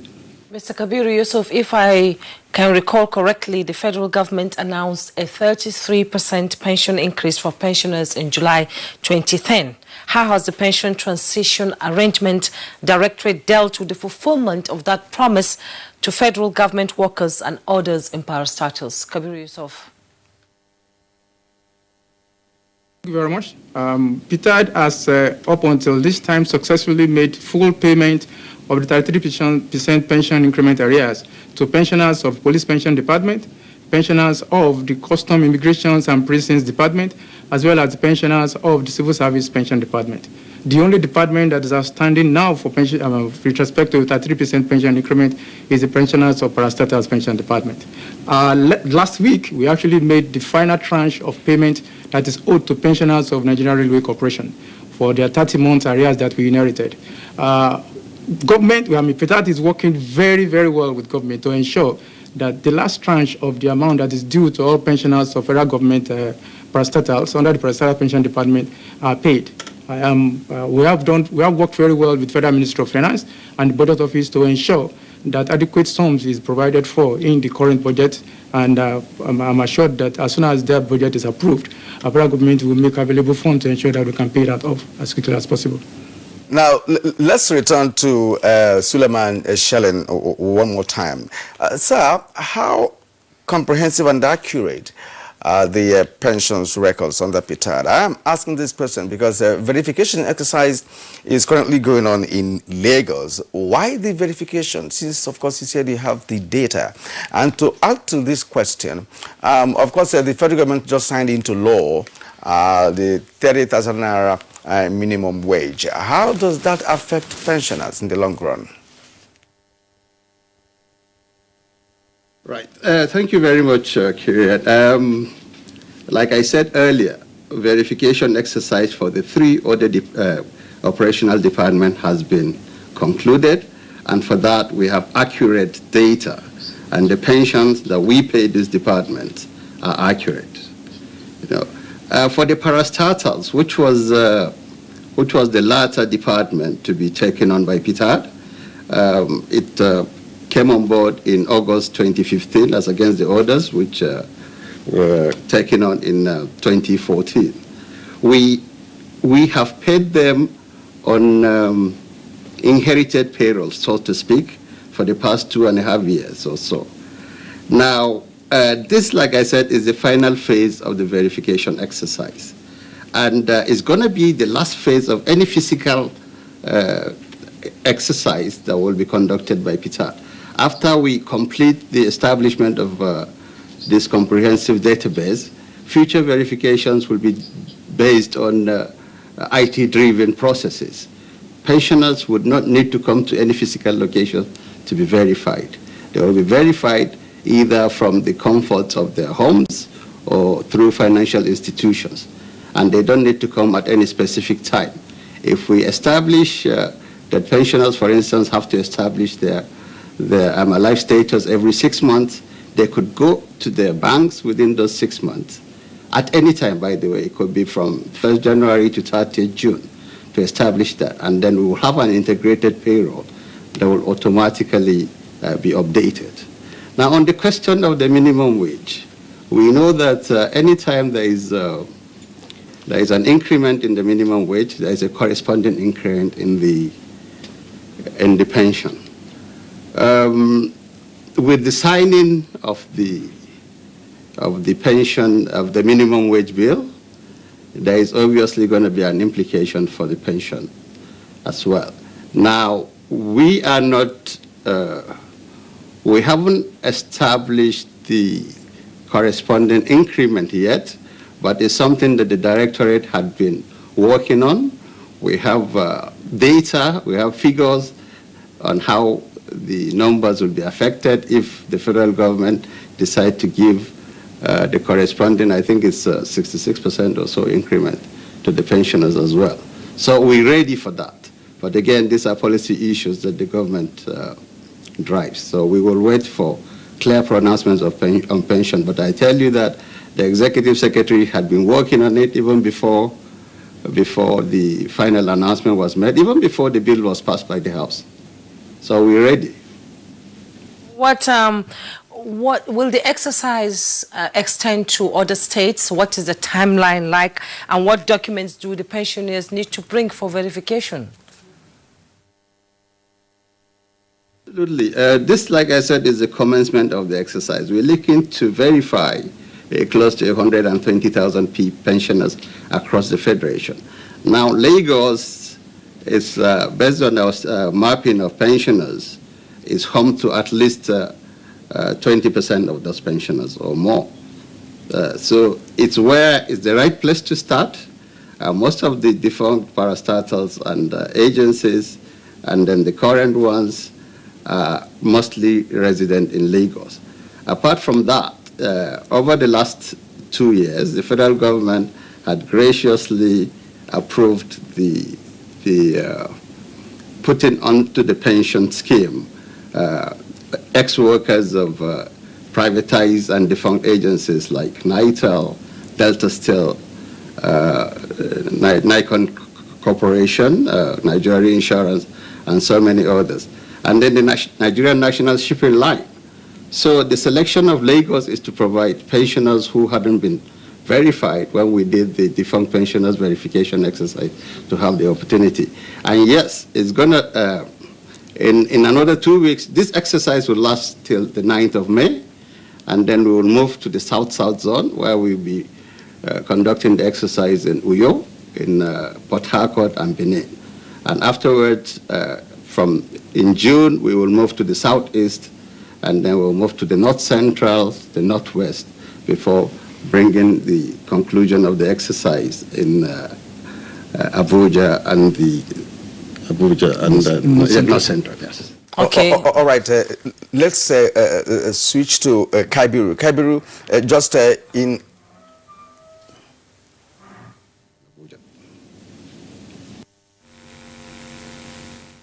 All right, let's switch to Kaibiru. Kaibiru, this question can be taken, the answer can be taken in just a minute. When will PTAD start the payment of benefits accruable to next of kin?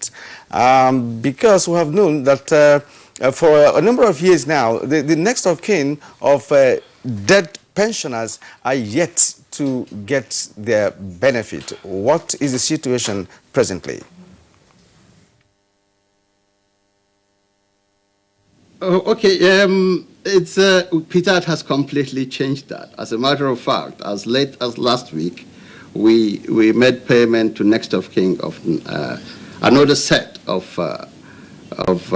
Nitel, Nikon Insurance, Delta Steel Company, and Nigeria Insurance. So the payments for next of kin of dead pensioners is an ongoing thing. We have prioritized that. Previously, we had paid another batch of pensioners from this category, this group of pensioners, NOKs of this category of pensioners. And then the payment of NOKs of pensioners of universities and health. We've been doing that for the past 3 years. Pensioners, NOKs of pensioners of civil service have also been paid. The police have also been paid. But let me just mention another significant achievement of PITAD under Ms. Ikiazo and overall the federal government under President Muhammadu Buhari. War-affected pensioners from the Civil War, they were pardoned by the Obasanjo administration, and they were left out of the pension scheme. Pardoned since 2000, but it was only under this administration and the leadership of Ms. Ikiazo that they were brought back into the pension scheme and all their entitlements paid. So we're not quite there yet, but after the conclusion of this verification exercise, and with the unprecedented support and commitment that we are getting from the federal government, we will definitely be able to settle all the outstanding pension liabilities, which were huge by the time PITAD was established. So much for coming on Good Morning Nigeria. Suleiman Sheleng is Director of Parastatus Pensions Department. Thank you so much for coming on the program. And Kabiru Yusuf, Deputy Director of Parastatus Pension Department. Thank you so much for your contribution on the topic. Now, Zimbabwean FA seeking international friendly with the Super Eagles ahead of AFCON 2019 in Egypt, and Super Eagles coach Gernot Rohr rules out the invitation of new players to the Super Eagles squad. Details of this with our sports decks. Zimbabwean FA is planning to play an international friendly for its national team against the Super Eagles of Nigeria ahead of the 2019 Africa Cup of Nations in Egypt. The friendly encounter, according to the president of the Zimbabwe Football Association, Zephyr Felton Kamambo, will likely take place in Nigeria.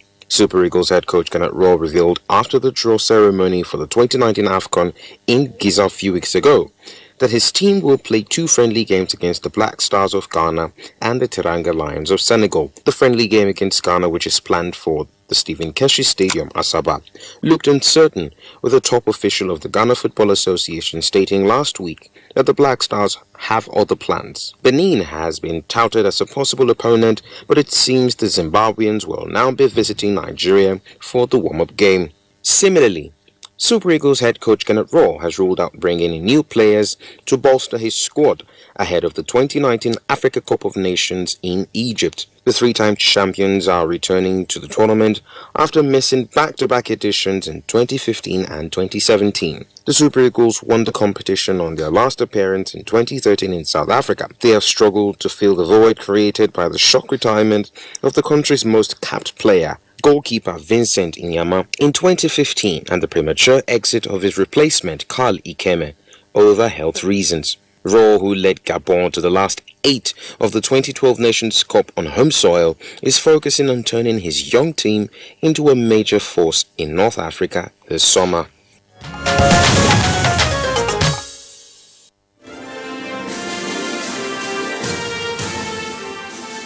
Advertising your goods and services on the right channel gives you an edge over your competitors. NTA News 24 has all the platforms for your target audience. The station is on DSTV channel 419, GoTV channel 46, StarTimes channel 101, and Free TV channel 703. With our digital format and wide range, we can reach your customers in next to no time. We are eager to promote your business, goods, and services. So, partner with us for a very rewarding business experience. For more information, please call Henry on 0803-379-0884 or visit our office at NTA Headquarters, Area 11, Garki, Abuja. NTA News 24.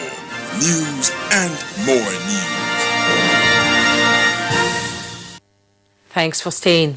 Malaria is one of the #1 killer disease in Africa among children under 5 and pregnant women. In recent years, more adults have also been dying of the mosquito-transmitted disease. All right, we have in the house 2 ladies to discuss this particular topic. And first, I'd like to introduce Dr. Nena Obulafor. Dr. Nena Obulafor is the National Malaria Elimination Program. Good morning and welcome to Good Morning Nigeria. Good morning, sir, and thank you for having me.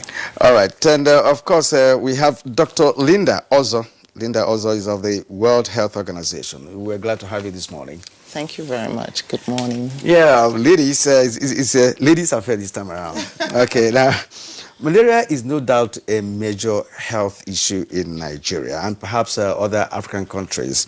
And they say that malaria is a risk for 97% of Nigerians. Let's look at it, Dr. Bolafo. What's your take on this?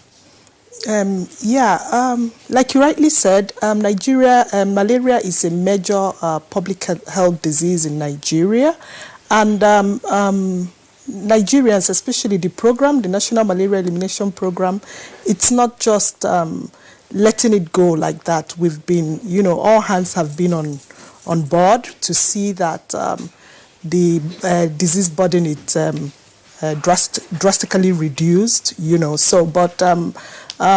have couple of interventions that we've been doing to that effect.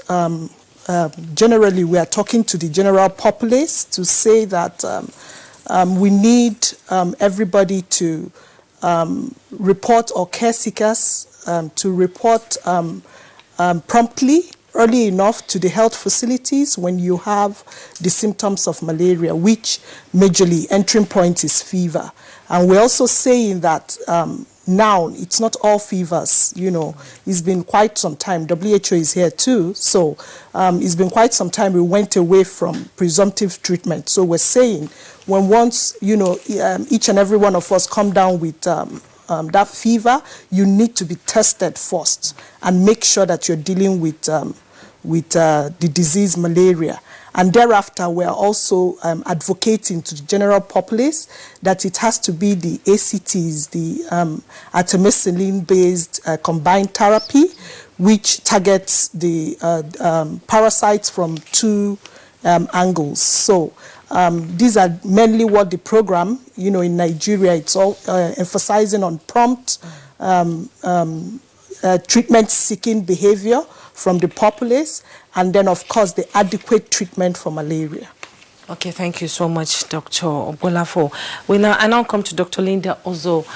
There have been so many interventions in malaria prevention, and now we have the vector control. So how does it eliminate mosquitoes and help in the prevention of malaria? Thank you. Vector control, malaria program has enumerated a couple of strategies and interventions for malaria control. And vector control is one of those preventive strategies. And when we say vector control, it simply means that we are targeting the vectors, this time the mosquitoes and the parasites, that's the Plasmodium species in the mosquitoes. And so when you use the vector control approaches in Nigeria, we have two main thrusts of strategies, interventions. We use the nets, the long-lasting insecticidal nets, or indoor residual spraying. We also have some other supplementary or complementary intervention, the larval source management, which deals with the larvae, deals with habitat modification and environmental modifications. And so all this put together, when you use the vector control approaches, first it gets rid of the vectors, and if the vectors are not there, definitely the parasites will not breed. Suffice to say that not all mosquitoes carry the parasites that can transmit malaria. So the female Anopheline are the ones that are incriminated in the disease, and therefore the plan is to make sure that you eliminate all breeding sites for the female Anopheline mosquitoes. And once you do that, definitely you begin to reduce the mosquito density, the parasite density, and resultant malaria effects. Yes, there have been several intervention mechanisms put in place over the years. Of course, according to Dr. Bolafo and Linda of the World Health Organization. But let me ask this question. Is Nigeria winning in this fight? What is your assessment? Because at the last count, it does seem that Nigeria suffers the world's greatest burden of malaria. So what's your assessment of the level which we've been able to fight this malaria? We have preventive measures. We have also situations where people are treated free of charge at certain hospitals, right? And we also have a situation, where we have registered the increased maternal mortality as a result of malaria. Of course, that means malaria disease attacking a pregnant woman. What's your general assessment?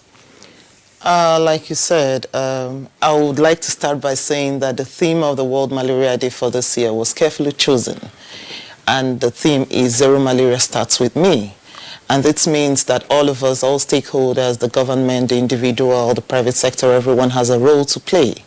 And yes, Nigeria continues to occupy an unenviable position in the malaria landscape. Globally, Nigeria accounts for about 25% of the total burden of disease. In all cases in the world, about 25% of them come from Nigeria. However, with the last complete data that we have, I say complete because we've just concluded another survey, but the result is yet to come out. The last survey showed a decline in malaria prevalence from 42% in 2010 to 27% in 2015. However obsolete, we feel that this is some progress, and we're hoping that this progress would continue. However, in the process of looking at our data, we've also seen some what is seeming increase in cases, and so we are trying to understand what the reasons for this increase are. And like you rightly mentioned, the use of interventions is key. For pregnant women, as you pointed out, every pregnant woman is encouraged to use, to get intermittent preventive therapy during pregnancy, and that means that every pregnant woman is expected to have at least 3 doses of IPTP during pregnancy. What it does is that it helps the woman it prevents the woman from getting malaria, thereby protecting the woman and protecting the baby. And like you rightly said, malaria accounts for about 11% of maternal mortality, so it's quite high. And that's why we are working with the reproductive and maternal program to make sure that interventions targeting the women, interventions to reach every woman with malaria intervention is scaled up. Okay, to be able to implement the zero malaria, you need to have community leaders, community elders, and also, so how much has their participation been, and how has the health education promoting awareness of malaria is currently going on, I believe? Mm-hmm. So how often are these campaigns done, and how do people, relate to the awareness you're giving them, especially in places where they don't have access to hospital or are bedeviled by insurgency like Northeast Nigeria? Most of them are in IDP camps. What is the narrative there in areas like that? Yeah, thank you very much. Talking about advocacy, it starts with you in the studio. So just, on a lighter note to say that we shouldn't end this, just closing up malaria after this. Yes. So we need to keep advocating. So talking about what you said in the community, the national program also has a couple of interventions like we've been talking about. We have the ICCM intervention, which is the integrated, we're all in the program now, it's getting integrated. So kind of summing up all the interventions, related sectors in the health sector, pulling programs together to, have more resources to be targeted. So we're doing integrated community case management for childhood diseases, where we're treating malaria, we're also treating diarrhea, and also we're treating pneumonia, 3 diseases in one. So, and that is basically in the community. And that is happening basically in the community, in the IDP camps. We have these interventions going on there. So we're also targeting malaria. We're also kind of treating malaria there. So it's like, a pooled resource, and then focusing on 3 disease components that have, been, according to our data, seen to have had over 80% mortality rate on under 5s, and this intervention is targeted mainly for under 5s in the community. So these are part of some of the things we're doing. Also, in the communities, we have the seasonal malaria chemo prevention therapy, which is also going on in the Sahel region of the country, mainly around Kebbi, Bauchi, yes, Zamfara, Sokoto axis, where we have very intense cases, over a short period. So zero malaria starts from me. We are also advocating that, everybody, the media should do their part. Pregnant women, just like my colleague said, should be able to, seek intervention, the preventive intervention when they're pregnant with the IPTP, that is the SPs, starting at least you get 3 doses before, 3 or more, at least 3 doses, or more before you have your baby. Is it free? Yes, it's free. Yeah, it's free. Okay, ladies, we are pressed for time, but that is important aspect of this topic I'd like us to touch. You raised the issue earlier on when you talked about a presumptive treatment. We had a program on this platform where we invited medical personnel to have a discussion on the issue of diagnosis and what have you. And we learned from some of the doctors that presumptive treatment is allowed. They can just, someone can just open your eyes and say, look, you have malaria, so you go and take. So that brings us to the issue of diagnosis. What is the right diagnosis for malaria? And in some cases, there is this mix-up when it comes to malaria diagnosis and what's that fever? Typhoid fever. And in some cases, they say, look, stress fever too. And they say, I have malaria. Somebody will say you have both malaria and typhoid at the same time. Can we just do a 1-minute conversation on this? Let's begin with you. It's very interesting because this is something we're grappling with as a malaria program people.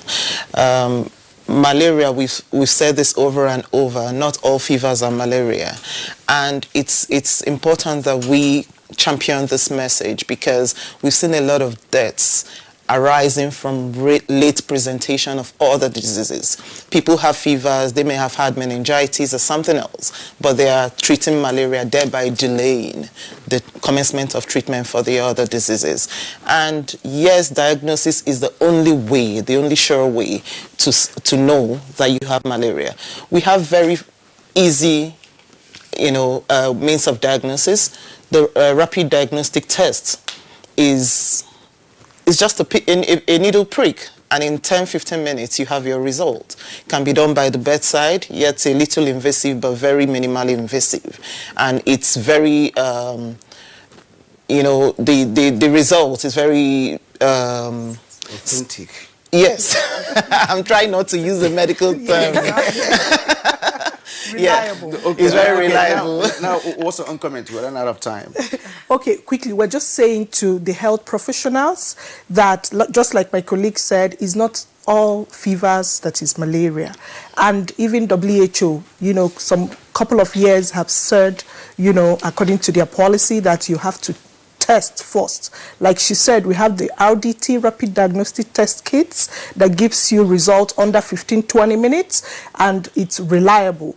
And then also we have the microscopy, which is done by the laboratory personnel. So we're just saying, appealing to the medical doctors and to the health professionals, as it were, that malaria fever cases should first be tested before you go ahead and treat, to avoid delays, assuming it's not malaria. Just to add that we're also appealing to the individuals. We have a right to demand for the right things in health. So when you go to a health facility and you're handed malaria treatment without test, please demand to be tested first. Well, I'm sorry, I'm not sure that's going to be possible. Yeah, from the experience people have been sharing.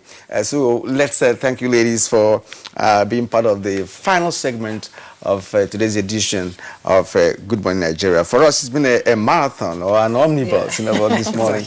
And at this point, let's appreciate Dr. Nnenna Obula for the National Malaria Elimination Program in Abuja. Thank you for coming. Thank you, sir. And of course, Dr. Linda Ozo of the World Health Organization. It's been a pleasure hosting you this morning. Thanks for having me. And Jimmy? That's it. Good morning, Nigeria. Today's edition of Good Morning Nigeria. We thank you very much for watching. I am Juma Yusuf. And I am Kirian Umayo. Have a great day. I'll see you tomorrow.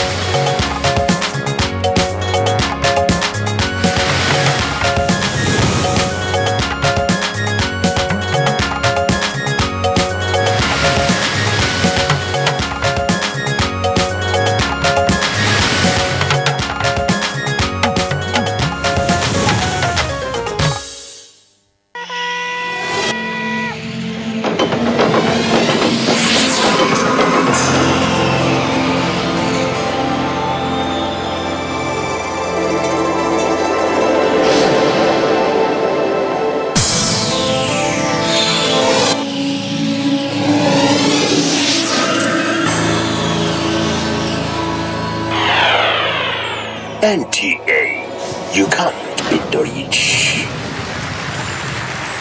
Slavery is an evil practice abolished all over the world over 200 years ago. But today, human traffickers are selling human beings as slaves in Africa. It is your responsibility to make sure that you and the people you know do not fall into slavery. Don't believe fake promises of jobs abroad. People went to say Libya, Italy no use you when they carry me on top water. 4 days now they lock me for inside house, no food, no water. I nearly die. Now God, when me heaven and earth, now save me. If you get 1 naira for Nigeria, you get junior one, you say you no get papa, you no get mama, now make you come out. I beg go they do farm work. You better pass person when enter road. Don't accept to travel to Europe through the Sahara Desert. You may be walking into slavery. Don't be a slave. This is a public service announcement brought to you by NTA.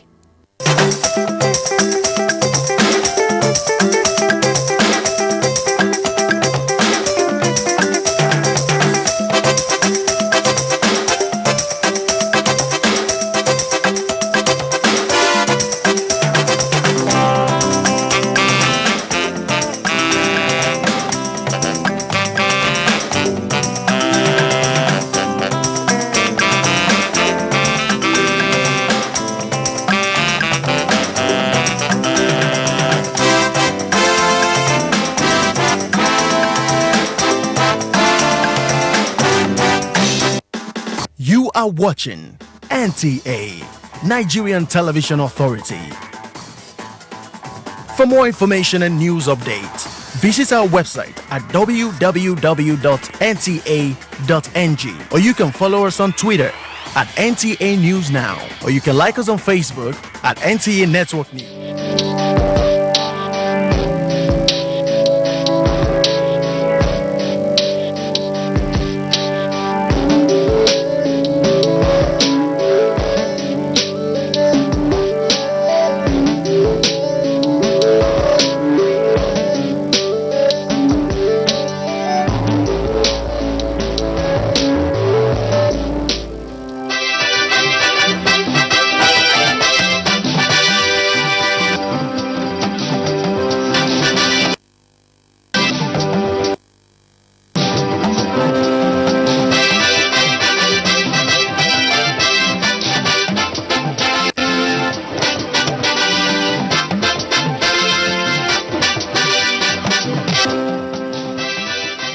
Coming up on the sports reel, Golden Eaglets set to